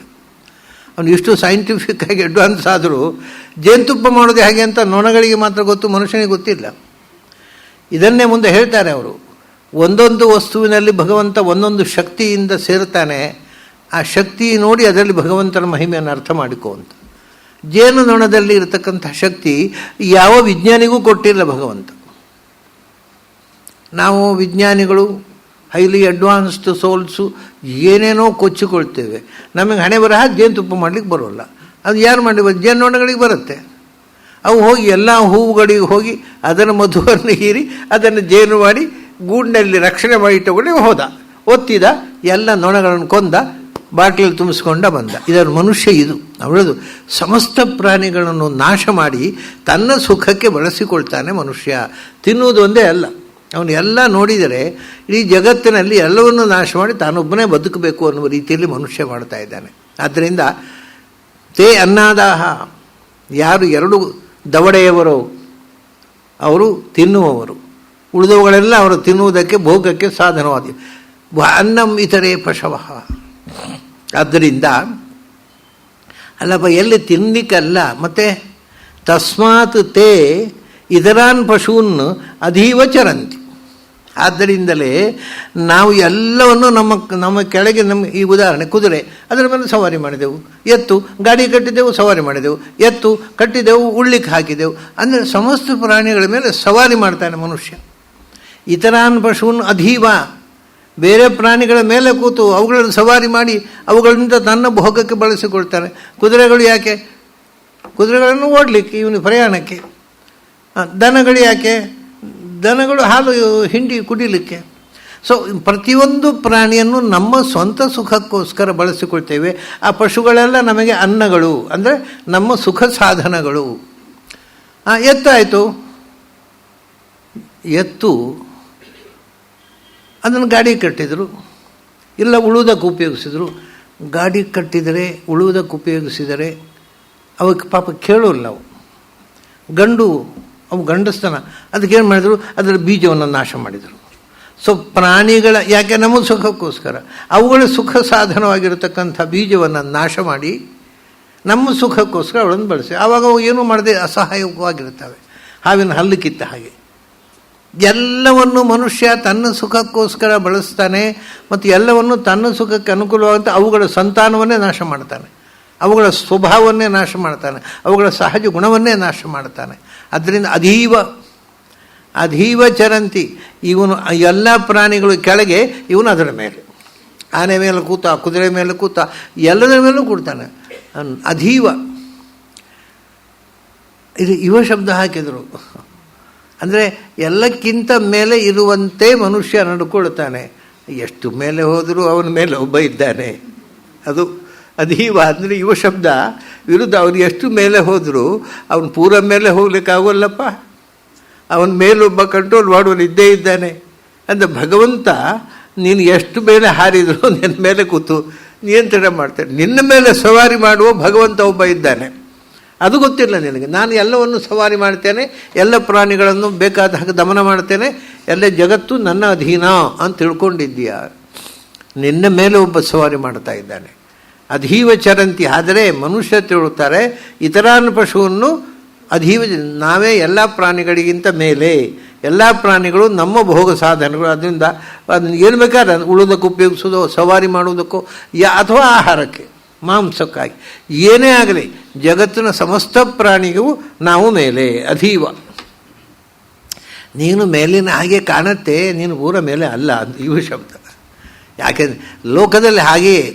ಏನು ಅಂದರೆ ಲೋಕದಲ್ಲಿ ಅಧೀವಹ್ಯನ್ನೇ ಅನ್ನಾದ, ಯಾವಾಗಲೂ ಅನ್ನ ಅಂದರೆ ಭೋಗ ಸಾಧನ ಭೋಗಿಸೋನಿಗಿಂತ ಕೆಳಗೆ, ಅದರ ಮೇಲೆ ಇರುವುದು ಭೋಗ ಸಾಧನ. ಭೋಗಿಸೋನು ಮೇಲೆ ಇದ್ದಾನೆ, ಭೋಗದ ವಸ್ತು ಕೆಳಗಿದೆ. ಅದು ಎಲ್ಲ ಕಡೆಯೂ ಅನ್ನಾದಗಳ ಸಂಬಂಧ ಹಾಗೆಯೇ ಇರುವುದು. ಆದ್ದರಿಂದ ಇದರಲ್ಲಿ ಏನು ಅಂದರೆ ಇದರಲ್ಲಿ ಸಮಸ್ತ ಪ್ರಾಣಿಗಳು, ಅದರಲ್ಲಿ ಭಗವಂತ ಅನ್ನರೂಪನಾಗಿದ್ದು, ಅಂದರೆ ನಾರಾಯಣ ಅನಿರುದ್ಧನಾಗಿದ್ದು ಅದನ್ನು ನಮಗೆ ಅನ್ನವಾಗಿ ಒದಗಿಸಿದ್ದಾನೆ. ಮನುಷ್ಯ ಎಲ್ಲದೂ ಎತ್ತರದಲ್ಲಿ ಅನ್ನಾದನಾಗಿ ನಿಂತಿದ್ದಾನೆ.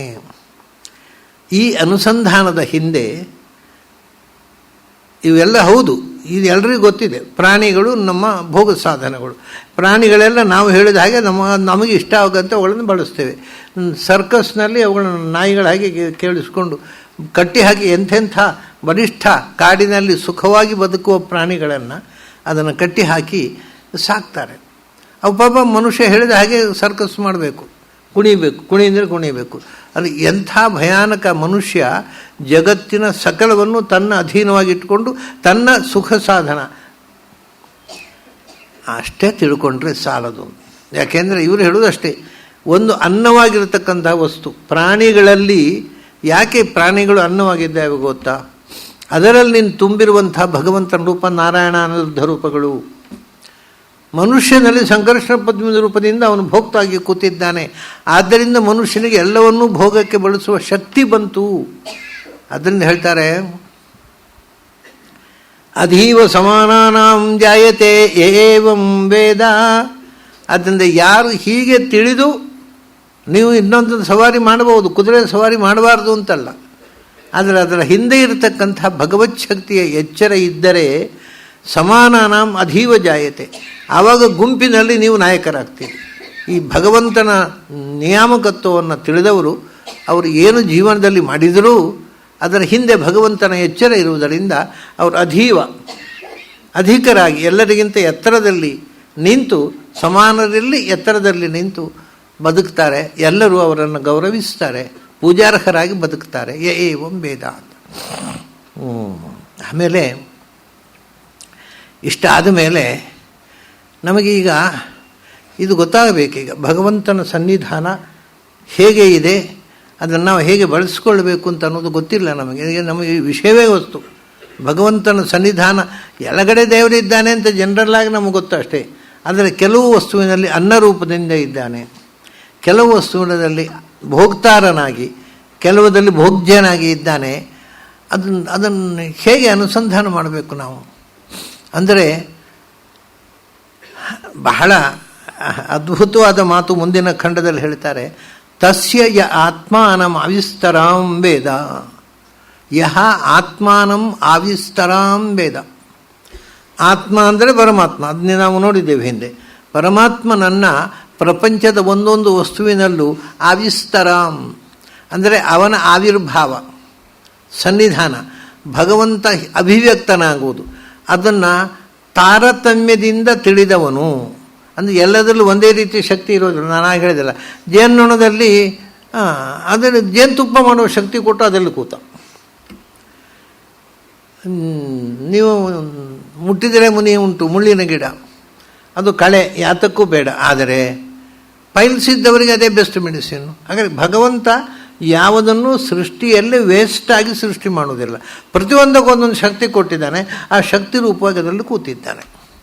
ಇದನ್ನು ಮೊದಲು ತಿಳಿ. ಭಗವಂತ ಯಾವ ವಸ್ತುವಿನಲ್ಲಿ ಯಾವ ಶಕ್ತಿಯನ್ನು ಕೊಟ್ಟು ಅಲ್ಲಿ ಸನ್ನಿಹಿತನಾಗಿದ್ದಾನೆ. ಇದು ಆವಿಸ್ತರಾಂ, ಭಗವಂತನ ಆವಿಷ್ಕಾರ. ಅಂದರೆ ಅದರ ಶಕ್ತಿಯ ಆವಿಷ್ಕಾರ ಉಂಟಲ್ಲ, ಅದರ ತರಾಮ್ ಅಂದರೆ ತರತಮ, ಹೆಚ್ಚು ಕಡಿಮೆ, ಯಾರಲ್ಲಿ ಯಾವ ಶಕ್ತಿ ಎಷ್ಟು ಪ್ರಮಾಣದಲ್ಲಿದೆ. ಭಗವಂತನ ಸನ್ನಿಧಾನದ ತಾರತಮ್ಯವನ್ನು ಯಾರು ತಿಳಿದು ಬದುಕುತ್ತಾನೆ, ತಸ್ಯ ಸಹ ಅಂದರು. ಅವನು ದೇವರಿಗೆ ಸಂಬಂಧಪಟ್ಟವ, ದೇವರಿಗೆ ಅತ್ಯಂತ ಪ್ರೀತಿ ಪಾತ್ರನಾದವ. ತಸ್ಯ ಯ ಆತ್ಮಾನಂ ಆವಿಸ್ತರಾಂ ವೇದ. ಪರಮಾತ್ಮನ ಆವಿರ್ಭಾವ, ವಸ್ತುಗಳಲ್ಲಿ ಪರಮಾತ್ಮನ ಸನ್ನಿಧಾನದ ತಾರತಮ್ಯವನ್ನು ಯಾರು ತಿಳಿತಾನೆ ಅವನು ತಸ್ಯ, ಅವನು ದೇವರಿಗೆ ಬಹಳ ಪ್ರಿಯನಾದವ. ತಸ್ಯ ಅಂದರೆ ತದೀಯ, ದೇವರಿಗೆ ಬಹಳ ಹತ್ತಿರದವ. ಆದರೆ ನಾವೆಲ್ಲ ಎಲ್ಲರೂ ದೇವರಿಗೆ ಪ್ರಿಯರೇ, ಆದರೆ ಅವನು ಜ್ಞಾನದಿಂದಾಗಿ ಭಗವಂತನ ಹೆಚ್ಚು ಹತ್ತಿರ ಆಗ್ತಾನೆ. ಯಾಕೆಂದರೆ ಕೃಷ್ಣ ಗೀತೆಯಲ್ಲಿ ಹೇಳಿದ್ದಾನೆ, ಜ್ಞಾನಿ ತ್ವಾತ್ಮೈವ ಮೇ ಮತಂ. ಜ್ಞಾನಿಗಳು ನನಗೆ ಇಷ್ಟ ಅಂತ. ಅವನಿಗೆ ಯಾವ ವ್ಯಕ್ತಿಶಃ ಯಾವುದಕ್ಕೆ ಅಟ್ಯಾಚ್ಮೆಂಟ್ ಇಲ್ಲ, ಆದರೆ ಅವನಿಗೆ ಜ್ಞಾನ ಇಷ್ಟ, ಅಜ್ಞಾನವನ್ನು ಇಷ್ಟಪಡುವುದಿಲ್ಲ ಅವನು. ಆದ್ದರಿಂದ ಯಾರು ಅಜ್ಞಾನಭೂಷಣರೋ ಅವರಿಗೆ ಭಗವಂತ ಒಲಿಯೋದಿಲ್ಲ. ಯಾರು ಜ್ಞಾನ ಮಾರ್ಗದಲ್ಲಿ ಪ್ರವೃತ್ತಿ ಮಾಡ್ತಾರೆ ಅವರಿಗೆ ಭಗವಂತನ ಒಲವು. ಅವನೇ ಸಹ ತಸ್ಯ, ಆ ಆತ್ಮಶಬ್ದವಾಚನದ ಭಗವಂತನಿಗೆ ಹತ್ತಿರವಾದವರು ಯಾರು, ಭಗವಂತನ ಸನ್ನಿಧಾನದ ತಾರತಮ್ಯ ತಿಳಿದವರು. ಬಹಳ ಕಷ್ಟ ಇದು ಅಂತ ಹೇಳ್ತಾರೆ. ಯಾವ ವಸ್ತುವಿನಲ್ಲಿ ಭಗವಂತನ ಸನ್ನಿಧಾನ ಎಷ್ಟಿದೆ. ಗೀತೆಯಲ್ಲಿ ಒಂದು ಮಾತು ಹೇಳ್ತಾರೆ, ವಿದ್ಯಾ ವಿನಯ ಸಂಪನ್ನೆ ಪಂಡಿತೆ ಗವಿ ಹಸ್ತಿನಿ, ಬ್ರಾಹ್ಮಣೆ ಗವಿ ಹಸ್ತಿನಿ, ಶುನಿಚೈವ ಶ್ವಪಾಕೇಜ ಪಂಡಿತಾ ಸಮದರ್ಶಿನ ಅಂತ. ಎಲ್ಲ ಕಡೆಯೂ ಭಗವಂತ ಇದ್ದಾನೆ. ಒಬ್ಬ ಬ್ರಾಹ್ಮಣ ಅಂದರೆ ಜನಿವಾರ ಇದ್ದವ ಅಂತ ಅರ್ಥ ಅಲ್ಲ, ಅನೇಕ ಬಾರಿ ಹೇಳಿದ್ದೇನೆ ನಾನು. ಅದು ಜನಿವಾರ ಇದ್ದ ಅಬ್ರಾಹ್ಮಣರು ಇದ್ದಾರೆ, ಜನಿವಾರ ಇಲ್ಲದ ಬ್ರಾಹ್ಮಣರು ಇರ್ತಾರೆ. ಬ್ರಾಹ್ಮಣ ಅಂದರೆ ಹಿ ಹೂ ನೋಸ್ ಬ್ರಹ್ಮನ್ ಅಂತ. ಬ್ರಹ್ಮ ಅಣತೀತಿ ಬ್ರಾಹ್ಮಣ ಬ್ರಹ್ಮಜ್ಞಾನಿ ಇತ್ಯರ್ಥ ಅಂತ. ಅದು ಆಚಾರ್ಯ ಪುರುಷರೆಲ್ಲ ಈ ಅರ್ಥ ಹೇಳ್ತಾರೆ. ಯಾರಿಗೆ ಬ್ರಹ್ಮಜ್ಞಾನ ಅಂದರೆ ಅರಿವು, ವೇದದ ಅರಿವು, ವೇದದ ಮೂಲಕ ಭಗವಂತನ ಪ್ರಜ್ಞೆ ಜಾಗೃತವಾಗಿದೆ, ಅವನು ಬ್ರಾಹ್ಮಣ. ಅವನು ಜನಿವಾರ ಇದ್ದನು ಮಾತ್ರಕ್ಕೆ ಬ್ರಾಹ್ಮಣ ಯಾರೂ ಆಗೋಲ್ಲ. ಅಂಥ ಬ್ರಾಹ್ಮಣನು ಏನಾಗುತ್ತಾನೆ, ವಿದ್ಯಾ ವಿನಯ ಸಂಪನ್ನೆ. ನಿಜವಾದವನು ವಿದ್ವಾಂಸನಾಗಿದ್ದರೆ, ಬ್ರಹ್ಮಜ್ಞಾನಿಯಾಗಿದ್ದರೆ ಅವನಲ್ಲಿ ಅಹಂಕಾರ ಇರೋದಿಲ್ಲ. ಅವನು ವಿದ್ವಾಂಸನಾಗಿರ್ತಾನೆ, ಅದರಲ್ಲಿ ವಿನಯ ಸಂಪನ್ನನಾಗಿರ್ತಾನೆ. ಯಾರಿಗೆ ವಿದ್ಯೆ, ಭಗವಂತನ ಅನುಗ್ರಹದ ವಿದ್ಯೆ ಬರಲಿಲ್ಲ, ಅವನಿಗೆ ಎಷ್ಟು ಕ್ವಾಲಿಫಿಕೇಷನ್ ಇದ್ದರೂ ಕೂಡ ಅದರ ಒಟ್ಟಿಗೆ ಅವರಿಗೆ ಇರೋದು ಈಗೋ. ಐ ಆಮ್ ಹೈಲಿ ಕ್ವಾಲಿಫೈಡ್, ಏನು ನನಗೆ ಸಾಟಿ ಯಾರು, ನನ್ನಷ್ಟು ಓದವರು ಯಾರಿದ್ದಾರೆ ಅಂತಾನೆ ದೇವರೇ ಗತಿ ಅವನಿಗೆ. ಯಾಕಂದರೆ ಅಷ್ಟು ಓದಿಯೂ ಅವನಿಗೆ ಭಗವಂತರ ಹತ್ರ ಹೋಗಲೇ ಇಲ್ಲ, ಅವನು ದೂರ ನಿಂತುಬಿಟ್ಟ. ನನಗೆ ಸಾಟಿ ಯಾರು, ಕೊನ್ಯೋಸ್ತಿ ಸದೃಶೋಮಯ ಅಂತ ಕೂತ್ಬಿಡ್ತಾನೆ. ಹಾಗಾಗಿ ಯಾರು ಅಹಂಕಾರದಿಂದ ಬೀಗುತ್ತಾನೋ ಅವನು ವಿದ್ಯಾವಂತನಲ್ಲ. ನಿಜವಾದ ವಿದ್ಯಾವಂತ ಅಂದರೆ ಅದು ಬ್ರಹ್ಮಜ್ಞಾನಿ. ಯಾರಿಗೆ ಭಗವತ್ ಪ್ರಜ್ಞೆ ಇದೆ ಅವನು ಅಹಂಕಾರ ಮಾಡಲಿಕ್ಕೆ ಆಗೋದಿಲ್ಲ. ಯಾಕೆಂದರೆ ಭಗವಂತನ ಮುಂದೆ ನಾವೊಂದು ಹುಳವೂ ಅಲ್ಲ, ಏನು ಅಹಂಕಾರ. ಆ ಮಹಾಶಕ್ತಿ ಅರಿವು ಬಂದಾಗ ನಾವು ಅದರ ಮುಂದೆ ಒಂದು ಡಸ್ಟ್ ಧೂಳಿನ ಕಣವೂ ಅಲ್ಲ. ಈ ಎಚ್ಚರ ಬಂದಾಗ ಅಹಂಕಾರ ಮಾಡಲಿಕ್ಕೆ ಆಗುವುದಿಲ್ಲ. ನಾನೇ ನಾನು, ಯಾಕೆಂದರೆ ಅವನು ಕೂಪಮಂಡೂಕ. ನನ್ನ ಮನೆ, ನನ್ನ ಬ್ಯಾಂಕ್ ಬ್ಯಾಲೆನ್ಸು, ನನ್ನ ಕಾರು, ನನ್ನ ಮಾಡಿ, ಇಷ್ಟೇ ನಾನು ಅಂತ ತಿಳ್ಕೊಂಡವರಿಗೆ ಅಹಂಕಾರ ಬರುತ್ತೆ. ಆದರೆ ಇದೆಲ್ಲವೂ ಒಂದು ದಿವಸ ನಿರ್ನಾಮವಾಗಿ ಹೋಗ್ಬೋದು. ಯಾವುದೂ ನಮ್ಮ ಅಧೀನ ಇಲ್ಲ. ಈ ಎಚ್ಚರ ಬಂದಾಗ ಅಹಂಕಾರ ಹೊರಟು ಹೋಗುತ್ತೆ. ಅಂದರೆ ವಿದ್ಯಾವಿನಯ ಸಂಪನ್ನೇ ಬ್ರಾಹ್ಮಣೆ. ಅದೇ ರೀತಿ ಗವಿ, ದನದಲ್ಲಿ, ಆನೆಯಲ್ಲಿ ಎಲ್ಲ ಕಡೆ ಭಗವಂತ ಇದ್ದಾನೆ. ಎಲ್ಲ ಕಡೆಯೂ ಭಗವಂತನನ್ನು ಸಮಾನವಾಗಿ ನೋಡುವಂದರು. ನಾಯಿಯಲ್ಲಿ ಕೂಡ ಇದ್ದಾನೆ. ಆದರೆ ಭಗವಂತನನ್ನು ಸಮಾನವಾಗಿ ನೋಡುವುದು. ನಾನು ತಮಾಷೆ ಹೇಳೋದುಂಟು, ಭಗವಂತ ಎಲ್ಲಿದ್ದ, ಅಹಂ ವೈ ಶ್ವ ನರೋಭೂತ್ವ. ಆಹಾ, ಎಲ್ಲ ಮನುಷ್ಯರ ಒಳಗೂ ಇದ್ದಾನೆ, ನಾಯಿ ಒಳಗೂ ಇದ್ದಾನೆ. ಅದು ಪಂಡಿತರು ವೈಶ್ವಾನರೋ ಭೂತ್ವ ಅಂತ ಹೇಳ್ತಾರೆ. ಇದು ಒಂದು ಅರ್ಥ. ನಾಯಿ ಒಳಗೂ ಅಹಂ ವೈ ಶ್ವಾಭೂತ್ವ ನರೋಭೂತ್ವ. ನಾಯಿ ಒಳಗೂ ಇದ್ದಾನೆವ, ಮನುಷ್ಯರೊಳಗೂ ಇದ್ದಾನೆ. ಅವನ ವ್ಯತ್ಯಾಸ ಏನಿಲ್ಲ. ನಾಯಿ ಒಳಗಿರಕ್ಕೆ ಭಗವಂತನು ಒಂದೇ. ಆದರೆ ಅವನು ಅಭಿವ್ಯಕ್ತ ಆಗುವ ಶಕ್ತಿಯಲ್ಲಿ ವ್ಯತ್ಯಾಸ. ಅದಕ್ಕೆ ಹೇಳಿದ್ರು ಆವಿಹಿ ಅಂತ. ಆವಿಷ್ಕಾರ, ಆ ಶಕ್ತಿಯ ಆವಿಷ್ಕಾರದಲ್ಲಿ ವ್ಯತ್ಯಾಸ. ಆವಿಸ್ತರಾಮ್, ಯಾವ ಯಾವ ವಸ್ತುವಿನಲ್ಲಿ ಭಗವಂತನ ಶಕ್ತಿ ಯಾವ ಯಾವ ಥರದಲ್ಲಿ ಆವಿಷ್ಕಾರ ಆಗಿದೆ, ಈ ತರತಮ ಭಾವವನ್ನು ತಿಳ್ಕೊಳ್ಳೋದುಂಟಲ್ಲ, ತುಂಬ ಕಷ್ಟ. ತಿಳ್ಕೊಂಡ್ರೆ ತಸ್ಯ, ಅವನು ದೇವರಿಗೆ ಹತ್ತಿರದವನು, ಬಹಳ ದೊಡ್ಡ ಜ್ಞಾನಿ, ಭಗವತ್ಪ್ರಿಯನಾದವ. ಅದು ಹೇಗಪ್ಪ, ಸ್ವಲ್ಪ ನಮಗೆ ಎಕ್ಸ್ಪ್ಲೈನ್ ಮಾಡಿ, ನಮಗೆ ಅರ್ಥ ಆಗೋಲ್ಲ ನೀವು ಅದನ್ನು ಹೇಳಿದೇ ಇದ್ದರೆ ಅಂದರೆ. ಅದಕ್ಕೆ ಹೇಳ್ತಾರೆ, ಅಶ್ನುತೇಹ ಆವಿರ್ಭೂಯ ಔಷಧಿ ವನಸ್ಪತಿಯನ್ನು ಎಚ್ಚಕಿಂಚ ಪ್ರಾಣ ಬರುತ್ತದೆ ಅಂತ. ನೋಡಿ, ಈ ಕಲ್ಲುಗಳಿವೆ, ಬಂಡೆಕಲ್ಲು, ಅದರಲ್ಲಿ ಭಗವಂತನ ಆವಿರ್ಭಾವ ಬಹಳ ಕಡಿಮೆ. ಅದಕ್ಕಿಂತ ಹೆಚ್ಚು ಭಗವಂತನ ಆವಿರ್ಭಾವ ಔಷಧಿ ವನಸ್ಪತಿಗಳಲ್ಲಿದೆ, ಅಂದರೆ ಚಲಿಸದ ಜೀವಿಗಳಲ್ಲಿವೆ. ಅದಕ್ಕಿಂತಲೂ ಹೆಚ್ಚು ಭಗವಂತನ ಆವಿರ್ಭಾವ ಚಲಿಸುವ ಜೀವಿಗಳಲ್ಲಿವೆ ಅಂತ. ಇದು ಎಲ್ಲರಿಗೂ ಅರ್ಥ ಆಗೋ ಪರಿಭಾಷೆ. ಮೊದಲು ಔಷಧಿ ವನಸ್ಪತಿಗಳು ಚಲಿಸದ ಪ್ರಾಣಿಗಳಲ್ಲಿ, ಜೀವಿಗಳಲ್ಲಿ ಇದ್ದಾರೆ. ಎಚ್ಚಕಿಂಚ ಪ್ರಾಣಭೃತ. ಪ್ರಾಣಭೃತ ಅಂದರೆ ಚಲಿಸುವ ಜೀವಿ, ಪ್ರಾಣಿಗಳು, ಪಶುಗಳು, ಅದರಲ್ಲಿ ಇದ್ದಾನೆ. ಆದರೆ ಪ್ರಾಣಿಗಳಲ್ಲೂ ಇದ್ದಾನೆ, ಪ್ರಾಣಮೂರ್ತಿಗಳಿದ್ದಾನೆ. ಅವು ಎರಡೂ ಕಡೆ ಇರತಕ್ಕ ಭಗವಂತ ಬಂಡೆಕಲ್ಲಿನಲ್ಲಿರುವ ಭಗವಂತರಿಗಿಂತ ಶ್ರೇಷ್ಠ ಅಂತ. ಇದೆಲ್ಲ ನಮ್ಮ ಬಂಡೆಕಲ್ಲಿನೊಳಗೂ ಭಗವಂತ ಇದ್ದಾನೆ. ಆದರೆ ಬಂಡೆಕಲ್ಲು, ಅದರಲ್ಲಿ ಔಷಧಿ ವನಸ್ಪತಿಗಳ ಕ್ವಾಲಿಟಿ ಇಲ್ಲ, ಅಥವಾ ಪ್ರಾಣವತಿ ಯಾವುದೇ ಪ್ರಾಣಿಯ ಕ್ವಾಲಿಟಿ ಇಲ್ಲ. ಮತ್ತು ಬಂಡೆಕಲ್ಲಿನಲ್ಲಿ ಏನು ಶಕ್ತಿ ಇರೋದು, ಅದು ಸುಮ್ಮನೆ ಭಾರ ಇದೆ ಅದರಲ್ಲಿ, ಅಷ್ಟೇ ಭಾರವಹನ ಶಕ್ತಿ. ಆ ಶಕ್ತಿಯನ್ನು ಕೊಟ್ಟು ಅದರಲ್ಲಿದ್ದಾನೆ ಭಗವಂತ. ಬಂಡೆಕಲ್ಲಿನಲ್ಲಿ ಭಗವಂತ ಇದ್ದಾನೆ. ಕೆಲವೊಂದು ಬಂಡೆಯ ಕಲ್ಲುಗಳಲ್ಲಿ ಜೀವ ಕೂಡ ಇರುತ್ತೆ. ಅಂದರೆ ಶಿಲೆಯಲ್ಲಿ ಶಾಸ್ತ್ರಕಾರ ಎರಡು ಥರ ಹೇಳ್ತಾರೆ, ಸಜೀವವಾದ ಶಿಲೆ, ನಿರ್ಜೀವವಾದ ಶಿಲೆ ಅಂತ. ಇವಾಗ ನಮ್ಮ ಊರಲ್ಲಿ ಒಂದು ದೇವಸ್ಥಾನ, ಆ ದೇವಸ್ಥಾನದ ಸುತ್ತ ಪೌಳಿ ಉಂಟಲ್ಲ, ಪೌಳಿಯಲ್ಲಿ ಒಂದು ಬಂಡೆ, ಅದು ಒಂದು ದನದ ಆಕಾರ, ಒಂದು ದನ ನಿಂತ ಹಾಗಿದೆ. ಅದು ಅಷ್ಟು ಬಂಡೆ ಬಿಟ್ಟು ಪೌಳಿ ನಡ್ಕೊಂಡು ಬರಲಿಕ್ಕೆ ಆಗ್ತಾಯಿತ್ತು. ಈ ವರ್ಷ ಆ ಬಂಡೆ ಬೆಳೀತಾ ಇದೆ, ಈಗ ಸುತ್ತು ಬರಲಿಕ್ಕೆ ಆಗ್ತಾ ಇಲ್ಲ. ಆ ಬಂಡೆ ಬೆಳೀತಾ ಇದೆ ಅಂದರೆ ಅದರಲ್ಲಿ ಒಂದು ಚೇತನ ಇದೆ ಅಂತ. ಚೇತನ ಬರೀ ಬಂಡೆ ಆದರೆ ಬೆಳೆಯೋಲ್ಲ ಅದು. ಸೊ ಗ್ರೋತ್ ಅದು ಚೇತನ ಧರ್ಮ. ಹಾಗೆಯೇ ನೀವು ಕೇಳಿದಿರಲ್ಲ ಆನೆಗುಡ್ಡೆ ಗಣಪತಿ ಅಂತ. ಆನೆಗುಡ್ಡೆ ಗಣಪತಿ ವಿಗ್ರಹ ಅದಕ್ಕೆ ಮಾಡಲೇ ಇಲ್ಲ, ಯಾಕಂದ್ರೆ ಮೇಲೆ ಹೋಗ್ತಾ ಇದ್ದಾನೆ ಅವ. ಸೊ ಹಿಂದಿಗಿಂತ ಎತ್ತರಕ್ಕೆ ಹೋಗ್ತಾ ಇದ್ದಾನೆ, ಅದು ಬೆಳೀತಾ ಇದೆ. ಆ ಶಿಲೆಯಲ್ಲಿಯೂ ಬೆಳೆಯುವ ಶಿಲೆ ಇದೆ, ಅದು ಮುಖ್ಯ ಅಲ್ಲ, ಅದು ಎಕ್ಸೆಪ್ಷನ್. ಭಾಳ ಎಲ್ಲೋ ಒಂದೆರಡು ಅಂಥದ್ದು ಇರುತ್ತೆ, ಅದು ಬಿಡಿ. ಇಲ್ಲದೇ ಇದ್ದರೆ ಶಿಲೆ ಅನ್ನೋದಕ್ಕೆ ಬರೀ ಭಾರ ಅನ್ನೋದು ಅದರ ಶಕ್ತಿ ಅಷ್ಟೇ, ವೆಯ್ಟು ಅದು ಬೇಕಾಗತ್ತಲ್ಲ ಪ್ರಪಂಚದಲ್ಲಿ. ಆ ವೆಯ್ಟು ಅನ್ನುವಂಥದ್ದು ಭಾರದ ಶಕ್ತಿಯನ್ನು ಕೊಟ್ಟುಕೊಂಡು ಬಂಡೆಯಲ್ಲಿದ್ದಾನೆ. ಅದಕ್ಕಿಂತ ಶಿಲಾದಿಗಳಿಗಿಂತ ಹೆಚ್ಚು ಆ ಭಗವಂತನ ಆವಿಷ್ಕಾರ ವನಸ್ಪತಿಗಳಲ್ಲಿ ಆಯಿತು. ಅದನ್ನೇ ನಮಗೆ ನೋಡಿ, ಅವನು ಬಂಡೆ ಅನ್ನೋದು ಅನ್ನವೂ ಅಲ್ಲ, ಅನ್ನೋದು ಅಲ್ಲ. ಬಂಡೆ ತಿನ್ನಲಿಕ್ಕೆ ಯಾವುದು, ಇದು ವನಸ್ಪತಿ ಆದಾಗ ಅನ್ನ ರೂಪವಾಗಿ ಬಂದ ಭಗವಂತ. ಪ್ರಾಣಭರತು ಅನ್ನಾದಾಗಿ ಬಂದ. ಅದರಿಂದ ಬಂಡೆಗಳಿಗಿಂತ ವನಸ್ಪತಿಗಳಲ್ಲಿರತಕ್ಕಂಥ ಭಗವಂತನ ರೂಪ ಮತ್ತು ಪ್ರಾಣಿಗಳಲ್ಲಿರತಕ್ಕಂಥ ಭಗವಂತ, ಚಲಿಸುವ ಜೀವಿಗಳು ಮತ್ತು ಚಲಿಸದ ಜೀವಿಗಳು. ಆಮೇಲೆ ಹೇಳ್ತಾರೆ, ಏನು ವಿಶೇಷಪ್ಪ ಬಂಡೆಗಿಂತ ನಿಮ್ಮ ಔಷಧಿ ವನಸ್ಪತಿಗಳಿಗೆ? ಔಷಧಿ ವನಸ್ಪತೀನ್ ಹಿ ರಸೋದೃಶ್ಯತೆ. ಔಷಧಿ ವನಸ್ಪತಿ ತೇಷು ಹಿ ಅಂತ ಹೇಳ್ತಾರೆ. ಔಷಧಿ ವನಸ್ಪತಿಗಳು ಶ್ರೇಷ್ಠ. ಯಾಕೆಂದರೆ ಔಷಧಿ ವನಸ್ಪತಯ ತೇಷು ಹಿ ರಸೋದೃಶ್ಯತೆ. ಔಷಧಿ ವನಸ್ಪತಿಗಳು ಯಾಕೆ ಶ್ರೇಷ್ಠ ಅಂದರೆ, ಔಷಧಿ ವನಸ್ಪತಿಗಳಲ್ಲಿ ಒಂದು ವಿಶಿಷ್ಟವಾದ ಕ್ವಾಲಿಟಿ ಇದೆ. ಏನು ಅಂದರೆ ಅದರಲ್ಲಿ ರಸವಂತಿಕೆ ಇದೆ ಅಲ್ವಾ. ನಾವು ತಿನ್ನಬೇಕಾದ್ರೆ ವಸ್ತು ರಸ ಇರೋದನ್ನು ತಿನ್ನೋದಲ್ವ. ಸೊಪ್ಪು ಸೊದೆ ತಗೊಳ್ಳಿ, ಮರ ತಗೊಳ್ಳಿ, ಅದರ ದ್ರವ ಇದೆ, ನೀರು ಇಳೀತದೆ. ಅದರ ಮಧ್ಯೆ ನೀವು ಕೆತ್ತಿ ತೆಗೆದರೆ ಮರದ ಟೊಂಗೆ ಅದರಲ್ಲಿ ನೀರಿನ ಅಂಶ ತುಂಬ ಇದೆ. ನೀರಿನ ಅಂಶ ತುಂಬ, ಕಲ್ಲಿನಲ್ಲಿ ನೀರಿನ ಅಂಶ ಇಲ್ಲ. ಅಂದರೆ ಏನು ಹೇಳಿದಾಗಾಯಿತು, ನೀರಿನ ಅಂಶ ಹೆಚ್ಚಿರುವಂಥದ್ದು ಒಂದು ವಿಶಿಷ್ಟವಾದ ಕ್ವಾಲಿಟಿ.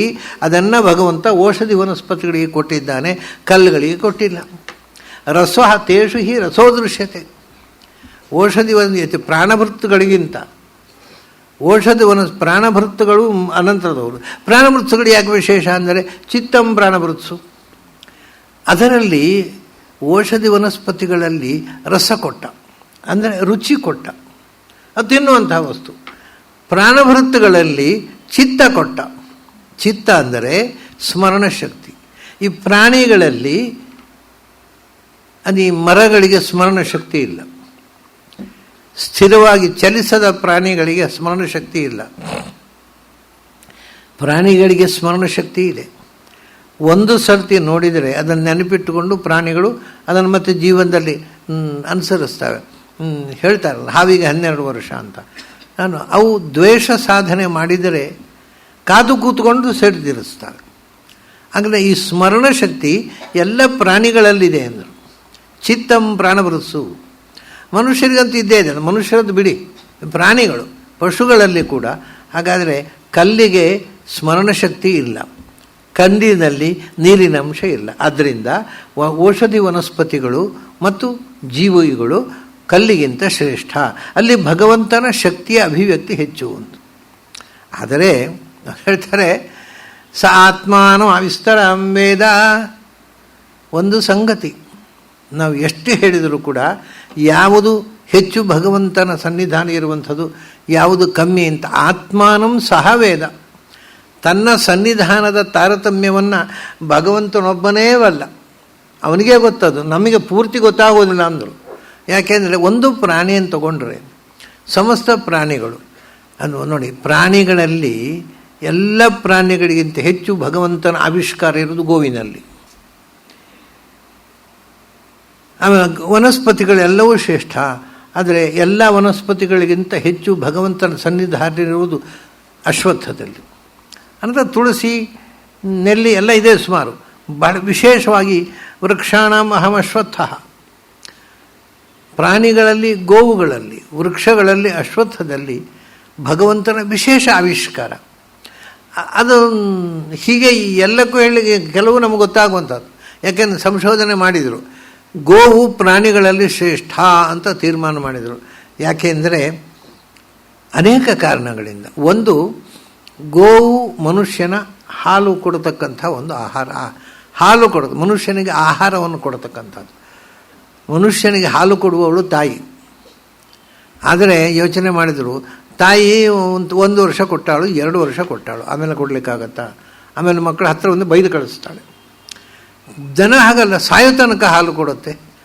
ಸಾಯೋ ತನಕ ನಮಗೆ ತಾಯಿಯ ಕೆಲಸ ಮಾಡುವಂಥ ಪ್ರಾಣಿ.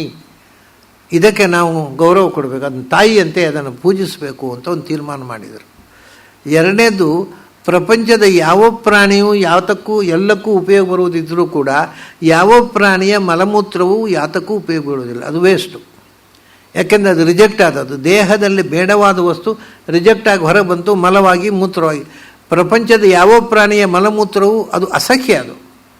ಆದರೆ ದನದ ಮಲಮೂತ್ರ, ಗೋಮಯ ಶುದ್ಧೀಕರಣ, ಒಳಗೆ ಕ್ಲೀನ್ ಮಾಡಲಿಕ್ಕೆ ಅದನ್ನು ಬಳಸ್ತಾರೆ. ಗೋಮಯ ಹಾಕಿ ಶುದ್ಧೀಕರಣ ಮಾಡಬೇಕು ಅಂತ ಎಲ್ಲೇ ಆದರೂ ಉಂಟ. ಯಾವ ಪ್ರಾಣಿಯ ಮಲವನ್ನಾದರೂ ಶುದ್ಧೀಕರಣಕ್ಕೆ ಬಳಸುವುದು ಉಂಟ. ಅದರ ಗೋಮಯದಿಂದ ಮನೆ ಸಾರಿಸ್ತಾರೆ, ಶುದ್ಧ ಆಯಿತು ಅಂತಾರೆ. ಗೋಮಯ ಮತ್ತು ಗೋಮೂತ್ರ ಇವತ್ತು ಗೊತ್ತಿದೆ ಎಲ್ಲರಿಗೂ. ಅರ್ಕ, ಗೋಮೂತ್ರ ಒಂದು ದಿನ ಸೇವಿಸಿದರೆ ಕ್ಯಾನ್ಸರ್ ಗುಣ ಆಗುತ್ತೆ ಅನ್ನೋದು ಇವತ್ತು ಪ್ರೂವ್ ಆಗಿದೆ. ಅಷ್ಟು ದೊಡ್ಡ ಅಂಶ. ಆಮೇಲೆ ಅದರಲ್ಲಿ ಚಿನ್ನದ ಅಂಶ ಇದೆ ಅಂತ ಕೂಡ ಇವತ್ತು ಪ್ರೂವ್ ಆಗಿದೆ. ಚಿನ್ನದ ಅಂಶ ಗೋಮೂತ್ರದಲ್ಲಿ. ಇದೆಲ್ಲ ಎಲ್ಲಿಂದ ಬಂತು? ಈ ಶಕ್ತಿ ಯಾರು ಕೊಟ್ಟರು? ಯಾರು ಚಿನ್ನ ತುಂಬಿಸಿದ ಅದರಲ್ಲಿ? ಅಂದರೆ ಇದರ ಹಿಂದೆ ಇರತಕ್ಕ ಒಂದೊಂದು ಪ್ರಾಣಿಯಲ್ಲಿ ಒಂದೊಂದು ಶಕ್ತಿ, ವಿಶಿಷ್ಟವಾದ ಶಕ್ತಿಯನ್ನು ಕೊಡ್ತಾನಲ್ಲ ಭಗವಂತ, ಅದನ್ನು ನೋಡಯ್ಯ ಅಂತಾರೆ. ಆತ್ಮ. ಆದ್ದರಿಂದ ಈ ಗೋವು ಶ್ರೇಷ್ಠ ಅಂತ ಗೊತ್ತಾಯಿತು. ಯಾಕೆ ಅದರ ಮಲಮೂತ್ರವೂ ಶ್ರೇಷ್ಠ. ಅದರಲ್ಲಿ ಯಾವುದು ವೇಸ್ಟ್ ಮಾಡುವಂಥದ್ದಿಲ್ಲ, ಎಲ್ಲವೂ ಉಪಯೋಗ ಬೀಳುವಂಥ ವಸ್ತು. ಹಾಗೆ ನಾವು ಒಂದೊಂದೇ ಹೇಳ್ತಾ ಹೋದರೆ ಅಶ್ವತ್ಥ ಎಲ್ಲಕ್ಕಿಂತ ಶ್ರೇಷ್ಠ. ಯಾಕ್ರಿ? ಹಣ್ಣಿಲ್ಲ ಅಂದರೆ ಹಣ್ಣು ತಿನ್ನಲಿಕ್ಕೆ ಆಗೋದಿಲ್ಲ, ಹೂವಾಗೋದಿಲ್ಲ, ಹಣ್ಣು ತಿನ್ನಲಿಕ್ಕೆ ಆಗೋದಿಲ್ಲ. ಮತ್ತು ಅದು ಮರ ಎಲ್ಲರೂ ಮನೆ ಹತ್ತಿರ ಇದ್ದರೆ ಮನೆ ಪಂಚಾಂಗ ಕಿತ್ತು ಮನೆಯನ್ನು ಬೆಳೆಸುತ್ತೆ. ಅದು ಏನು ಮಹಾಶ್ರೇಷ್ಠ ಅಂತ ಅದು ನೋಡಿ. ಅದರಲ್ಲಿ ಇರುವಂತಹ ಒಂದು ವಿಶಿಷ್ಟವಾದ ಕ್ವಾಲಿಟಿ ಇನ್ನು ಯಾವುದರಲ್ಲೂ ಇಲ್ಲ. ಏನದು? ಆಕ್ಸಿಜನ್. ಮರಗಳು ನಮಗೆ ಯಾಕೆ ಬೇಕು? ಆಕ್ಸಿಜನ್ ಸಪ್ಲೈ ಮಾಡಲಿಕ್ಕೆ. ಇವತ್ತು ನಮಗೆ ಗೊತ್ತಿರುವಂತೆ ಮನುಷ್ಯನಿಗೆ ಹೈಯೆಸ್ಟ್ ಆಕ್ಸಿಜನ್ ಸಪ್ಲೈ ಮಾಡೋದು ಅಶ್ವತ್ಥ. ಆದ್ದರಿಂದಲೇ ಹಿಂದಿನವರು ಪ್ರತಿ ಹಳ್ಳಿಯಲ್ಲಿ ಒಂದು ಅಶ್ವತ್ಥ ಮರ ಇರಬೇಕು ಅಂತ ಅಶ್ವತ್ಥ ಮರ ನಡ್ತಿದ್ರು. ಯಾಕೆಂದರೆ ಆ ಹಳ್ಳಿಗೆಲ್ಲ ಆಕ್ಸಿಜನ್ ಸಪ್ಲೈ ಆಗಬೇಕು. ಸೊ ಪ್ರತಿಯೊಂದು ಪ್ರಾಣಶಕ್ತಿ ಕೊಡುವಂಥದ್ದು, ಹೈಯೆಸ್ಟ್ ಆಕ್ಸಿಜನ್ ಕೊಡುವಂಥ ಮರ ಇವತ್ತು ನಮಗೆ ತಿಳಿದಂತೆ, ವೈಜ್ಞಾನಿಕವಾಗಿ ಸಿದ್ಧವಾದಂತೆ ಅಶ್ವತ್ಥ ಮರ. ಆಮೇಲೆ ಆ ಆಕ್ಸಿಜನ್ನಲ್ಲಿ ಇನ್ನೂ ಒಂದು ಕೆಲವು ಅಂಶಗಳಿದೆ ಅಂತ. ಆಮೇಲೆ ಏನು ಅಂದರೆ, ಅಶ್ವತ್ಥ ಪ್ರದಕ್ಷಿಣೆ ಬಂದರೆ ಬಂಜೇರಿಗೂ ಮಕ್ಕಳಾಗುವ ಸಾಧ್ಯತೆ ಇದೆ. ಆಗುತ್ತೆ ಅಂತ ಗ್ಯಾರಂಟಿ ಅಲ್ಲ, ಅದು ಯಾವುದೇ ಅಂಶ. ಅಂದರೆ ಆ ಬಂಜೆತನವನ್ನು ಪರಿಹಾರ ಮಾಡತಕ್ಕ ಕೆಲವು ಕಣಗಳು ಅದರ ಆಕ್ಸಿಜನ್ನಲ್ಲಿ ಇದೆ. ಆ ಅಶ್ವತ್ಥ ಮರದ ಆಕ್ಸಿಜನ್ ಸೇವನೆ ಮಾಡಿದರೆ ಬಂಜೆತನ ಹೋಗುವ ಸಾಧ್ಯತೆ ಇದೆ. ಹೋಗುತ್ತೆ ಅಂತ ಗ್ಯಾರಂಟಿ ಅಲ್ಲ, ಹೋಗುವ ಸಾಧ್ಯತೆ ಇದೆ. ಅಂದರೆ ಇದು ಇನ್ಯಾವ ಮರದಲ್ಲೂ ಇಲ್ಲ ಈ ಕ್ವಾಲಿಟಿ. ಅದಕ್ಕಾಗಿ ಅಶ್ವತ್ಥವನ್ನು ಶ್ರೇಷ್ಠ. ಅದು ಒಂದೊಂದೇ ನಾವು ವಿಶೋಧನೆ ಮಾಡ್ತಾ ಹೋದರೆ, ಹಾಗೆ ಹೇಳಿದೆ ನಾನು, ಎಲ್ಲಕ್ಕೂ ಆಗದ್ದು ಮುಳ್ಳಿನ ಗಿಡ. Touch me not. ಮುಟ್ಟಿದರೆ ಮುನಿ. ತೆಗೆದು ಬಿಸಾಡ್ತಾರೆ. ಕಳೆ ಅಂತ ತೋಟದಲ್ಲಿ ಇದ್ದರೆ ಅದನ್ನು ತೆಗೆದು ಬಿಸಾಡ್ತಾರೆ. ಆದರೆ ಅದೊಂದು ವಿಶೇಷ ವೈಶಿಷ್ಟ್ಯ ಇದೆ ಅದರಲ್ಲಿ. ನೀವು ಅದನ್ನು ಗಮ್ಮತ್ತೇನು ಗೊತ್ತುಂಟ? ಯಾವುದಾದ್ರೂ ಒಂದು ಗಿಡಕ್ಕೆ ನೀವು ಗೋಮಯ ಹಾಕಿದರೆ ಗೊಬ್ಬರ, ಅದು ಬೇಗ ಬೆಳೆಯೋದಲ್ವ? ಆ ಟಚ್ ಮೀ ನಾಟಿಗೆ ಗೊಬ್ಬರ ಹಾಕಿ ಅಲ್ಲೇ ಅದು ನಾಶವಾಗಿ ಹೋಗುತ್ತೆ, ಸತ್ತು ಹೋಗುತ್ತೆ. ಗೋಮಯ ಸ್ಪ್ರಿಂಕಲ್ ಮಾಡಿದರೆ ಅದು ಸತ್ತು ಹೋಗುತ್ತೆ. ಆದರೆ ಪೈಲ್ಸಿಗೆ ಆ ಗಿಡದಷ್ಟು ಒಳ್ಳೆಯ ಔಷಧವೇ ಬೇರೆ ಇಲ್ಲ. ನೀವು ಪೈಲ್ಸಿಗೆ ಇದ್ದವರಿಗೆ ಅದನ್ನು ನೀವು ಬಟ್ಟೆಯಲ್ಲಿ ಸುತ್ತಿ, ಅದು ಯಾಕೆಂದರೆ ಮುಳ್ಳು ಹೊಟ್ಟೆಗೆ ಹೋಗದ ಹಾಗೆ ಅದನ್ನು ಜಜ್ಜಿ ಹಾಕಿ ಗಂಜಿ ಮಾಡಿ ಆ ಗಂಜಿ ಊಟ ಮಾಡಿಬಿಟ್ರೆ ಪೈಲ್ಸು ಗುಣ ಆಗುತ್ತೆ. ಆದರೆ ಈ ಶಕ್ತಿ ಇನ್ಯಾವುದಕ್ಕೂ ಇಲ್ಲ, ಯಾತಕ್ಕೂ ಉಪಯೋಗ ಇಲ್ಲದ ಒಂದು ವೀಡು. ಆದರೆ ವೀಡು ಅನೇಕ ಶಕ್ತಿಗಳ ಬೀಡು. ಏನಿದು ಹೆಂಗೆ ಹೀಗಾಯಿತು ಅಂದರೆ ಈ ಕ್ವಾಲಿಟಿಯಲ್ಲಿಂದ ಒಂದೊಂದು ವಸ್ತುವಿನಲ್ಲಿ ನಾವು ಕಲ್ಪಿಸದಂಥ ಒಂದು ಶಕ್ತಿಯನ್ನು ಭಗವಂತ ತುಂಬಿಸಿ ಕೊಟ್ಟಿದ್ದಾನಲ್ಲ, ಇದನ್ನೇ ಆತ್ಮಾನಂ ಅವಿಸ್ತರಾಂಬೇದ ಅಂತ. ಯಾವ್ಯಾವುದಲ್ಲಿ ಯಾವ್ಯಾವ ಶಕ್ತಿ ತುಂಬಿದ್ದಾನೆ ಅದರ ಗ್ರಡೇಷನ್ ಏನು ಅಂತ ಅವನೇ ಒಬ್ಬನೇ ಗೊತ್ತಪ್ಪ, ನಮ್ಗೆ ಗೊತ್ತಿಲ್ಲ. ಆತ್ಮಾನಂ ಸಹ ವೇದ. ತಮ್ಮ ಆ ಆವಿಷ್ಕಾರ, ಭಗವತ್ ಶಕ್ತಿಯ ಆವಿಷ್ಕಾರ ಯಾವ ಪ್ರಾಣಿಯಲ್ಲಿ, ಯಾವ ವಸ್ತುವಿನಲ್ಲಿ, ಯಾವ ಬಗೆಯಲ್ಲಿದೆ ಅಂತ ಗೊತ್ತಾಗೋಲ್ಲ. ಮನುಷ್ಯರಲ್ಲೂ ಹಾಗೆ ಅಲ್ವಾ? ನಾವು ಮನುಷ್ಯರಲ್ಲಿ ಹೇಗೆ ಜಡ್ಜ್ ಮಾಡೋದು? ಡ್ರೆಸ್ಸಿನಿಂದ. ಒಳ್ಳೆ ಟ್ರಿಮ್ ಆಗಿ ಬಂದರೆ ದೊಡ್ಡ ಮನುಷ್ಯ. ಇಲ್ಲ ಪಾಪ ಹರಕು ಮರುಕು ಬಟ್ಟೆ ಉಟ್ಕೊಂಡೋದೆ ಹೊರಗೋಗಿ ಮತ್ತೆ ಈಗ ಈ ಪುರುಸೋತಿಲ್ಲ ಅಂತ ಅವನು ದೊಡ್ಡ ಜ್ಞಾನಿ ಇರ್ಬೋದು. ಸೊ ಈ ಭಗವಂತನ ಒಳಗಿನ ಶಕ್ತಿ ನಾವು ವೇಷದಲ್ಲಿ ಇರೋದಿಲ್ಲ, ಅದು ನಮಗೆ ಗೊತ್ತಾಗೋಲ್ಲ. ನಾವು ವೇಷಕ್ಕೆ ಬೆಲೆ ಕೊಡುವವರು. ಅದನ್ನ ಹೇಳ್ಬಿಟ್ರು, ಸಹ ಆತ್ಮಾನಂ ಅವಿಸ್ತರಾಂಬೇದ. ಭಗವಂತನ ಸನ್ನಿಧಾನದ ಹಿರಿಮೆ ಅವನೊಬ್ಬನಿಗೇ ಗೊತ್ತು, ನಮಗೆ ಅರ್ಥ ಆಗೋಲ್ಲ. ಆದ್ದರಿಂದ ಹೇಳಿದ್ರು, ಉದಾಹರಣೆಗೆ ಆಗಲಿ, ನೀವೇನು ಹೇಳಿದಿರಿ? ಕಲ್ಲುಗಳಿಗಿಂತ ವನಸ್ಪತಿಗಳು ಶ್ರೇಷ್ಠ. ಯಾಕೆ? ತೇಷು ಹಿ ರಸೋ ದೃಶ್ಯತೆ. ವನಸ್ಪತಿಗಳಲ್ಲಿ ರುಚಿ ಇದೆ, ಒಂದು ರಸ, ಟೇಸ್ಟ್ ಇದೆ. ಕಲ್ಲಿನಲ್ಲಿ ಟೇಸ್ಟ್ ಇಲ್ಲ. ಆಯಿತು. ಆಮೇಲೆ ಪ್ರಾಣಿಗಳಲ್ಲಿ ಚಿತ್ತಂ ಇತರೇಶು ಪ್ರಾಣಭೃತ್ಸು. ಪ್ರಾಣಿಗಳಲ್ಲಿ ಚಿತ್ತ ಇದೆ, ಸ್ಮರಣ ಶಕ್ತಿ ಇದೆ. ಹಾಗಾಗಿ ಹಿಂದೆ ಆದದ್ದನ್ನು ನೆನಪಿಸಿಕೊಂಡು ಜೀವನದಲ್ಲಿ ಮುಂದೆ ಅದನ್ನು ಅಳವಡಿಸಿಕೊಳ್ಳಿಕ್ಕಾಗತ್ತೆ. ಪಾಠ ಕಲೀಲಿಕ್ಕಾಗತ್ತೆ. ನಿನ್ನೆ ಹೀಗಾಗಿತ್ತು, ಅದರಿಂದ ಅದನ್ನು ಈಗ ಮಾಡಬಾರ್ದು ಇನ್ನು ಮುಂದೆ. ಈ ಚಿತ್ತ ಯೋಚಿಸುವ ಶಕ್ತಿ, ನೆನಪಿಸುವ ಶಕ್ತಿ. ಆಯಿತು, ನೀವು ಈಗೇನು ಹೇಳಿದಿರಿ, ಕಲ್ಲಿಗಿಂತ ಶ್ರೇಷ್ಠ. ಯಾಕೆಂದರೆ ಒಂದರಲ್ಲಿ ರುಚಿ ಇದೆ, ಒಂದರಲ್ಲಿ ಚಿತ್ತ ಇದೆ. ಈ ಎರಡರಲ್ಲಿ ಯಾವುದು ಶ್ರೇಷ್ಠ? ಅದಕ್ಕೆ ಹೇಳಿದರು ಪ್ರಾಣಭೃತ್ಸುತ್ವೇವ ಅನು ಆತ್ಮ ಅವಿಸ್ತರಾಂ, ಪ್ರಾಣಭೃತ್ಸೈವ ಅವಿಸ್ತರಾಂ ಆತ್ಮ. ಈ ಎರಡರಲ್ಲಿ ವನಸ್ಪತಿಗಳು ಮತ್ತು ಪ್ರಾಣಿಗಳು, ಅದರಲ್ಲಿ ಪ್ರಾಣಭೃತ್ಸುತ್ವೇವ. ಅದು ಪ್ರಾಣಿಗಳಲ್ಲೇ ಭಗವಂತನ ಸನ್ನಿಧಾನ ಜಾಸ್ತಿ. ಯಾಕೆಂದರೆ ತೇಷು ರಸಃ ಪ್ರಾಣಸ್ಪೃಸುತ ರಸೋಪ್ಯಸ್ತಿ ನ ಚಿತ್ತಮಿತರೇಶು. ನೋಡಿ, ಪ್ರಾಣಿಗಳಲ್ಲಿ ಚಿತ್ತ ಇದೆ, ರಸವೂ ಇದೆ. ಯಾಕೆಂದರೆ ಪ್ರತಿಯೊಬ್ಬರ ದೇಹವೂ ಕೂಡ ರಸಮಯ. ಯಾಕೆಂದರೆ ಇದರಲ್ಲಿ ನೀವು ಒಳಗೆ ಮಣ್ಣು, ನೀರು, ಬೆಂಕಿ, ನೀರಿನ ಅಂಶ ಸುಮಾರು 70% ನೀರಿರುವುದು ಈ ದೇಹದಲ್ಲಿ. ಉಳಿದದ್ದೆಲ್ಲ 30%, 70% ಹೆಚ್ಚು. ಸೊ ಇಡೀ ದೇಹ ರಸದಿಂದ ತುಂಬಿದೆ. ಆದ್ದರಿಂದ ಪ್ರಾಣಿಗಳಲ್ಲಿ ರಸವೂ ಇದೆ, ಚಿತ್ತವೂ ಇದೆ. ವನಸ್ಪತಿಗಳಲ್ಲಿ ರಸ ಇದೆ, ಚಿತ್ತ ಇಲ್ಲ. ಹಾಗಾದ್ರೆ ಯಾವುದು ಶ್ರೇಷ್ಠ ಆಯಿತು? ವನಸ್ಪತಿಗಳಿಗಿಂತ ಪ್ರಾಣಿಗಳು ಶ್ರೇಷ್ಠ. ಪ್ರಾಣವತ್ಸುತ್ವೇವ ಅವಿಸ್ತರಾಮಾತ್ಮ. ಯಾಕೆಂದರೆ ತೇಷು ರಸೋಪ್ಯಸ್ತಿ ನ ಚಿತ್ತಮಿತರೇಶು. ಅವುಗಳಲ್ಲಿ ವನಸ್ಪತಿಗಳಲ್ಲಿ ಸ್ಮರಣಶಕ್ತಿ ಇಲ್ಲ. ಮರಗಳಿಗೆ ಜ್ಞಾನ ಇದೆ, ಆದರೆ ಪಾಸ್ಟ್ ಟೆನ್ಸು ಗೊತ್ತಿಲ್ಲ. ಅವುಗಳಿಗೆ ಪಾಸ್ಟ್ ಟೆನ್ಸು ಫ್ಯೂಚರ್ ಟೆನ್ಸು ಗೊತ್ತಿಲ್ಲ. ಆದರೆ ಪ್ರೆಸೆಂಟ್ ಟೆನ್ಸ್ ಇದೆ. ಒಂದು ವಿಷಯವನ್ನು ನೋಡಿ ಅದರಿಂದ ಖುಷಿ ಪಡುವುದು, ಅಥವಾ ಯಾರೋ ಒಬ್ಬ ಕಡಿಲಿಕ್ಕೆ ಕೊಡಲು ಹಿಡ್ಕೊಂಡು ಬಂದರೆ ದುಃಖ ಆಗುತ್ತೆ ಅವಳಿಗೆ. ಎಲ್ಲ ಪ್ರೆಸೆಂಟ್ ಟೆನ್ಸ್ ಇದೆ, ಪಾಸ್ಟ್ ಟೆನ್ಸು ಫ್ಯೂಚರ್ ಟೆನ್ಸ್ ಇಲ್ಲ. ಸೊ ಪ್ರಾಣಿಗಳಿಗೆ ಅವೇರ್ನೆಸ್ ಇದೆ, ಆದರೆ ವರ್ತಮಾನದ ಅರಿವು ಮಾತ್ರ. ಮರಗಳಿಗೆ, ಪ್ರಾಣಿಗಳಿಗೆ ಹಾಗಲ್ಲ. ಒಂದು ವಿಷಯವನ್ನು ತಿಳಿದರೆ ಅದನ್ನು ನೆನಪಿಟ್ಕೊಂಡು ಮುಂದೆ ಅದನ್ನು ಅದರಿಂದ ತನ್ನ ಜೀವನಕ್ಕೆ ಅಳವಡಿಸಿಕೊಳ್ತಕ್ಕಂಥ ಶಕ್ತಿ ಇದೆ. ಹಾಗಾಗಿ ಕಲ್ಬಂಡೆಯಲ್ಲಿ ಬರೀ ಭಾರವಾಹಕವಾಗಿರ್ತಕ್ಕಂಥ ಒಂದು ಸ್ಥೂಲ ವಸ್ತುವಾಗಿ ಭಗವಂತ ಅದನ್ನು ಇಟ್ಟ. ಅದು ಯಾವ ಕ್ವಾಲಿಟಿಯೂ ಇಲ್ಲ ಬೇರೆ. ಅದರ ನಂತರ ಮರಮಟ್ಟುಗಳ ಸೃಷ್ಟಿಯಾಯಿತು, ವನಸ್ಪತಿಗಳ ಸೃಷ್ಟಿಯಾಯಿತು. ಅವುಗಳಲ್ಲಿ ರಸ, ನೀರಿನ ಅಂಶ ತುಂಬಿದ. ಕಲ್ಲಿನಲ್ಲಿ ನೀರಿನ ಅಂಶ ಇಲ್ಲೇ ಇಲ್ಲ. ಇನ್ನು ನೀರಿನ ಅಂಶ ತುಂಬಿದ್ದರಿಂದ ಅದು ಕಲ್ಲಿಗಿಂತ ಶ್ರೇಷ್ಠ ವಸ್ತುವಾಯಿತು. ನೀರಿನ ರೂಪದಿಂದ, ಅರ್ಥಾತ್ ಕಲ್ಲಿನಲ್ಲಿ, ಈ ಪ್ರಾಣಿಗಳಲ್ಲಿ ಭಗವಂತ ನೀರಿನ ಅಂಶ ಅಂದರೆ ನಾರಾಯಣ ಅನಿರುದ್ಧ. ನಾರಾಯಣ ಅನಿರುದ್ಧರು ಕಲ್ಲಿನಲ್ಲಿ ಕೆಲಸವೇ ಮಾಡೋಲ್ಲ, ಇಲ್ಲಿ ಮಾಡಿದರು. ನಾರಾಯಣ ಅನಿರುದ್ಧ ರೂಪದಿಂದ ಭಗವಂತ ದ್ರವ ರೂಪದಿಂದ ವಸ್ತುವಿನಲ್ಲಿ ತುಂಬಿದ. ಹಾಗಾಗಿ ಇದು ಶ್ರೇಷ್ಠ ಆಯಿತು. ಅದರಲ್ಲಿಯೂ ಕೂಡ ದ್ರವ ಅನ್ನುವಂಥದ್ದು ದೇಹಕ್ಕೆ ಸಂಬಂಧಪಟ್ಟದ್ದು, ಶರೀರಕ್ಕೆ. ಅದರ ಒಳಗೆ ಇನ್ನೊಂದಿದೆ, ಬರೀ ಶರೀರ ಅಲ್ಲ. ಏನು ಅಂದರೆ ಮೈಂಡು ಮರಗಳಿಗೂ ಇದೆ, ಅದರ ಮೆಮೊರಿ ಶೆಲ್ ಇಲ್ಲ. ಮೈಂಡಿನಲ್ಲಿ ಚಿತ್ತಕೋಶ ಅಂತ, ಮೆಮೊರಿ ಶೆಲ್ ಅಂತ. ಆ ಸ್ಮರಣೆಯ ಕೋಶ ಉಂಟಲ್ಲ, ಅವು ಮರಗಳಿಗಿಲ್ಲ. ಅದು ಮನುಷ್ಯನಿಗೆ ಬುದ್ಧಿಯ ಜೊತೆಗೆ ಮೆಮೊರಿ ಶೆಲ್ ಸೇರಿಕೊಂಡಿತ್ತು. ಮನುಷ್ಯನಿಗೆ ಅಂತಲ್ಲ, ಪ್ರಾಣಿಗಳಿಗೆ.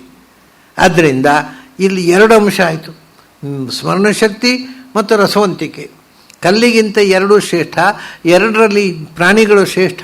ಯಾಕೆಂದರೆ ಮರಗಳಲ್ಲಿ ರಸವಂತಿಕೆ ಇದೆ, ಆದರೆ ಸ್ಮರಣಶಕ್ತಿ ಇಲ್ಲ. ಪ್ರಾಣಿಗಳಲ್ಲಿ ರಸವಂತಿಕೆಯೂ ಇದೆ, ಸ್ಮರಣಶಕ್ತಿಯೂ ಇದೆ. ಇದೇ ತೊಂದರೆ ಆಗಿರೋದು. ಪ್ರಾಣಿಗಳಲ್ಲಿ ರಸವಂತಿಕೆ ಇರುವುದೇ ತೊಂದರೆ ಆಗಿರೋದು. ಯಾವುದು ರಸವಂತಿಕೆ ಆದರೂ ರುಚಿ ನೋಡುವ ಅಂತಾನೆ ಮನುಷ್ಯ. ಹಾಗಾಗಿ ಪ್ರಾಣಿಗಳನ್ನು ತಿನ್ನಲಿಕ್ಕೆ ಶುರು ಮಾಡಿದೆ. ಯಾಕಂದರೆ ರಸ ಇದ್ದದ್ದೆಲ್ಲ ಬೇಕು ಅವನಿಗೆ.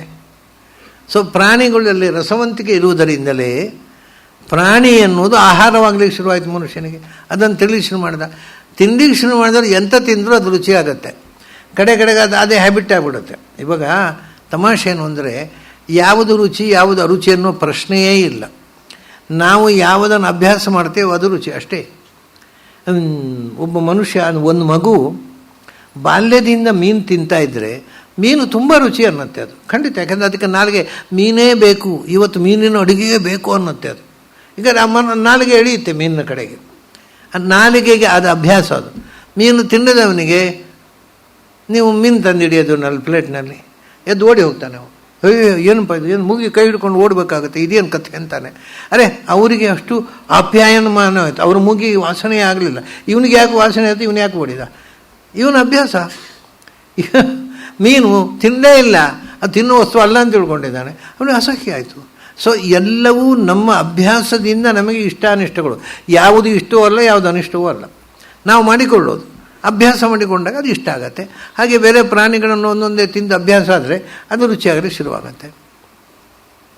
ಕೋಳಿ ತಿಂದ ಇಷ್ಟ ಆಯಿತು, ಆಮೇಲೆ ನಮ್ಮ ಕುರಿ ಆಡು ತಿಂದ ಅದು ಇಷ್ಟ ಆಯಿತು, ದನ ತಿಂದ ಅದು ಇಷ್ಟ ಆಯಿತು, ಹಂದಿ ತಿಂದ ಅದು ಇಷ್ಟ ಆಯಿತು. ಅಂದರೆ ಮುಸಲ್ಮಾನರಿಗೆ ಸ್ವಲ್ಪ ಮಡಿವಂತೆ ಆಗಿಬಿಟ್ರು. ಅಂದರೆ ಎಲ್ಲವನ್ನು ತಿಂದು ಅಭ್ಯಾಸ ಮಾಡಿಕೊಂಡು ಎಲ್ಲವನ್ನು ರುಚಿಯಿಂದ ಅದನ್ನು ತಿನ್ನಕ್ಕೆ ಅಭ್ಯಾಸ ಮಾಡಬೇಕು. ಇದು ಮನುಷ್ಯನ ರಸವಂತಿಕೆಯಿಂದ ಬಂದದರಂಥ ಪ್ರಾಣಿಗಳಿಗೆ. ಅವುಗಳ ರಸ ಇದೆ, ಇವನು ರಸ ಹೀರಿ ಶುರು ಮಾಡಿದ. ಸಮಸ್ತ ಪ್ರಾಣಿಗಳ ರಸ ಹೀರಿ ತಾನು ಬೆಳೀಬೇಕು ಅಂತ. ಅಂದರೆ ಮನುಷ್ಯನ ಒಂದು ತಮಾಷೆ ಏನು ಅಂದರೆ, ಇವತ್ತು ಭಗವಂತ ಮನುಷ್ಯನಷ್ಟು ಸ್ವಾರ್ಥಿಯಾದ ಇನ್ನೊಂದು ಪ್ರಾಣಿಯನ್ನೇ ಸೃಷ್ಟಿ ಮಾಡಿಲ್ಲ. ಅತ್ಯಂತ ಸ್ವಾರ್ಥಿಯಾದ ಪ್ರಾಣಿ ಅಂದರೆ ಮನುಷ್ಯ. ಅದನ್ನ ತೇಷು ರಸಃ ದೃಶ್ಯತೆ ಚಿತ್ತಂ ಇತರೇಶು ನ ಚಿತ್ತಂ ಇತರೇಶು.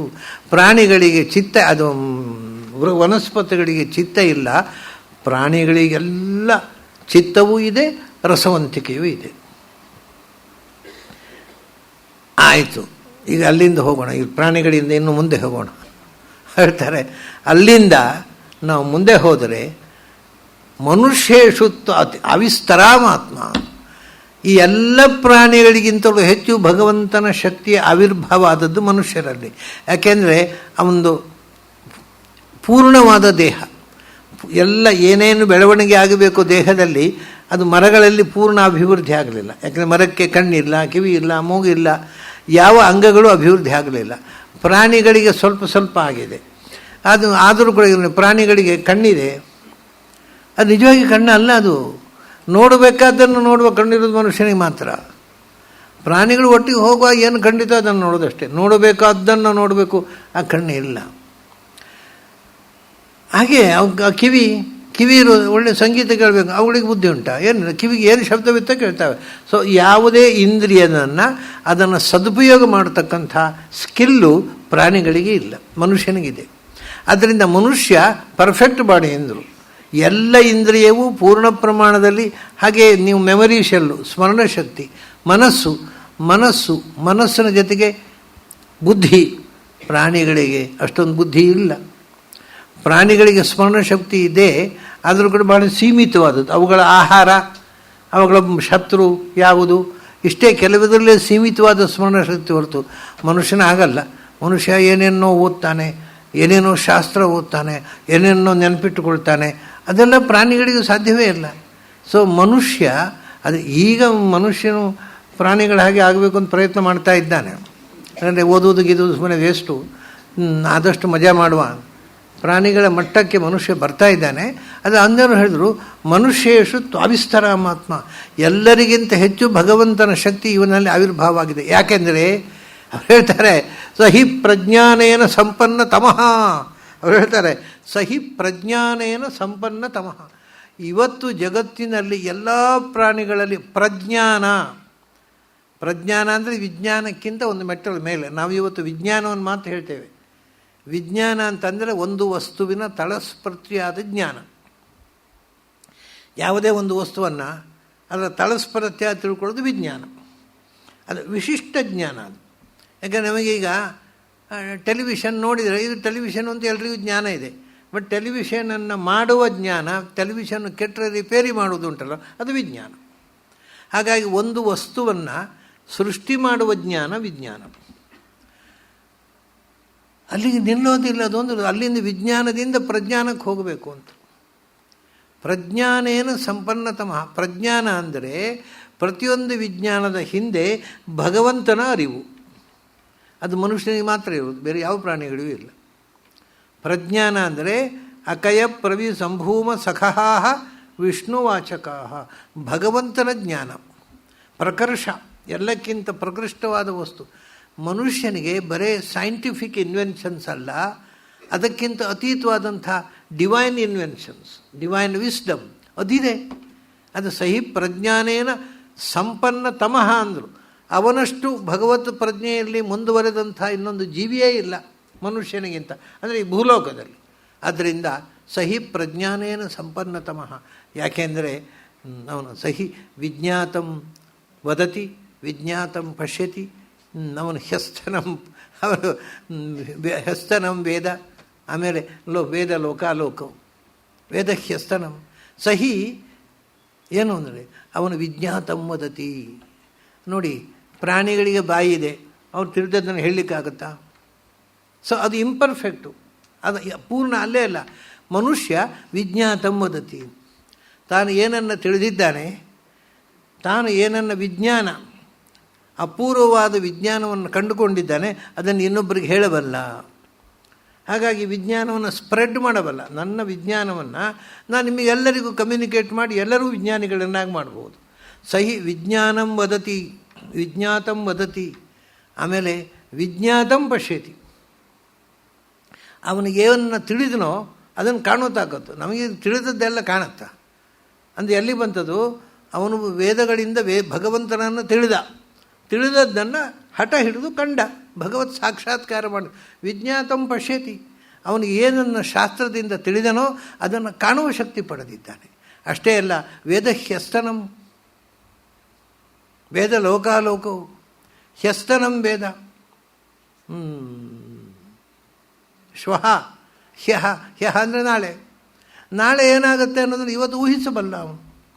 ಮುಂದೆ ಏನಾಗುತ್ತೆ, ಇವತ್ತು 100 ವರ್ಷ ನಂತರ ಯಾವತ್ತು ಗ್ರಹಣ ಆಗುತ್ತೆ ಇವತ್ತು ನಾವು ಕ್ಯಾಲ್ಕುಲೇಟ್ ಮಾಡ್ಬೋದು. ಹಾಗೆ ಏನೇನೋ ಇವತ್ತು 100 ವರ್ಷ ಅಂತ ಏನಾಗುತ್ತೆ, ಈ ಭೂಮಿ ಆಯುಸ್ಸು ಎಷ್ಟು, ಯಾವ್ಯಾವುದು ಏನೇನು ದುರಂತಗಳಾಗ್ತವೆ, ಇದೆಲ್ಲವನ್ನು ನಾವು ಅಡ್ವಾನ್ಸ್ ಆಗಿ ಊಹಿಸಬಲ್ಲೆವು ಮನುಷ್ಯ. ಅವನು ಹೇಳ್ತಾರೆ ವೇದಹ್ಯಸ್ತನು, ನಾಳೆ ನಾಡಿದ್ದು ಭವಿಷ್ಯತ್ನಲ್ಲಿ ಏನಾಗುತ್ತೆ ಅದನ್ನು ತಿಳಿಯುವ ಶಕ್ತಿ ಮನುಷ್ಯನಿಗಿದೆ. ಅಷ್ಟೇ ಅಲ್ಲ, ವೇದ ಲೋಕಾಲೋಕವು ಏವಂ ಸಂಪನ್ನತಮಃ. ಅದು ವೇದ ಲೋಕಾಲೋಕವು, ಲೋಕ ಅಂದರೆ ಈ ಲೋಕದ ಬಗ್ಗೆಯೂ ಗೊತ್ತವನಿಗೆ. ಅಲೋಕ ಅಂದರೆ ಈ ಲೋಕಕ್ಕೆ ಕಾಣದೇ ಇರುವಂಥದ್ದು, ಸ್ವರ್ಗ ಮೋಕ್ಷ ಇತ್ಯಾದಿಗಳು. ಪ್ರಾಣಿಗಳಿಗೆ ಎಲ್ಲಿ ಗೊತ್ತಿದೆ?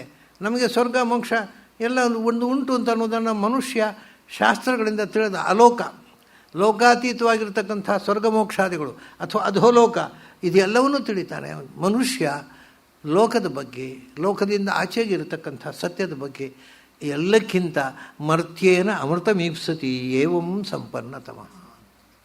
ಮರ್ತ್ಯೇನ ಅಮೃತಮೀಪ್ಸತಿ, ಇದಕ್ಕಿಂತ ದೊಡ್ಡ ಸಂಗತಿ ಏನ್ರಿ? ಈ ನಶ್ವರವಾದ ದೇಹದಿಂದ ಅಮೃತತ್ವವನ್ನು, ಮೋಕ್ಷವನ್ನು ಪಡೆಯಲಿಕ್ಕೆ ಪ್ರಯತ್ನ ಮಾಡ್ತಾನೆ, ಗೆದ್ದು ಮೋಕ್ಷ ಪಡೀತಾನೆ. ಇದು ಮನುಷ್ಯನಿಗೆಲ್ಲದೆ ಇನ್ಯಾರಿಗೆ ಈ ಶಕ್ತಿ? ಅಂದರೆ ಇದು ಅತ್ಯದ್ಭುತವಾದ ಆವಿಷ್ಕಾರ ಭಗವಂತ ಈ ಮನುಷ್ಯ ದೇಹದಲ್ಲಿ ಕೊಟ್ಟ.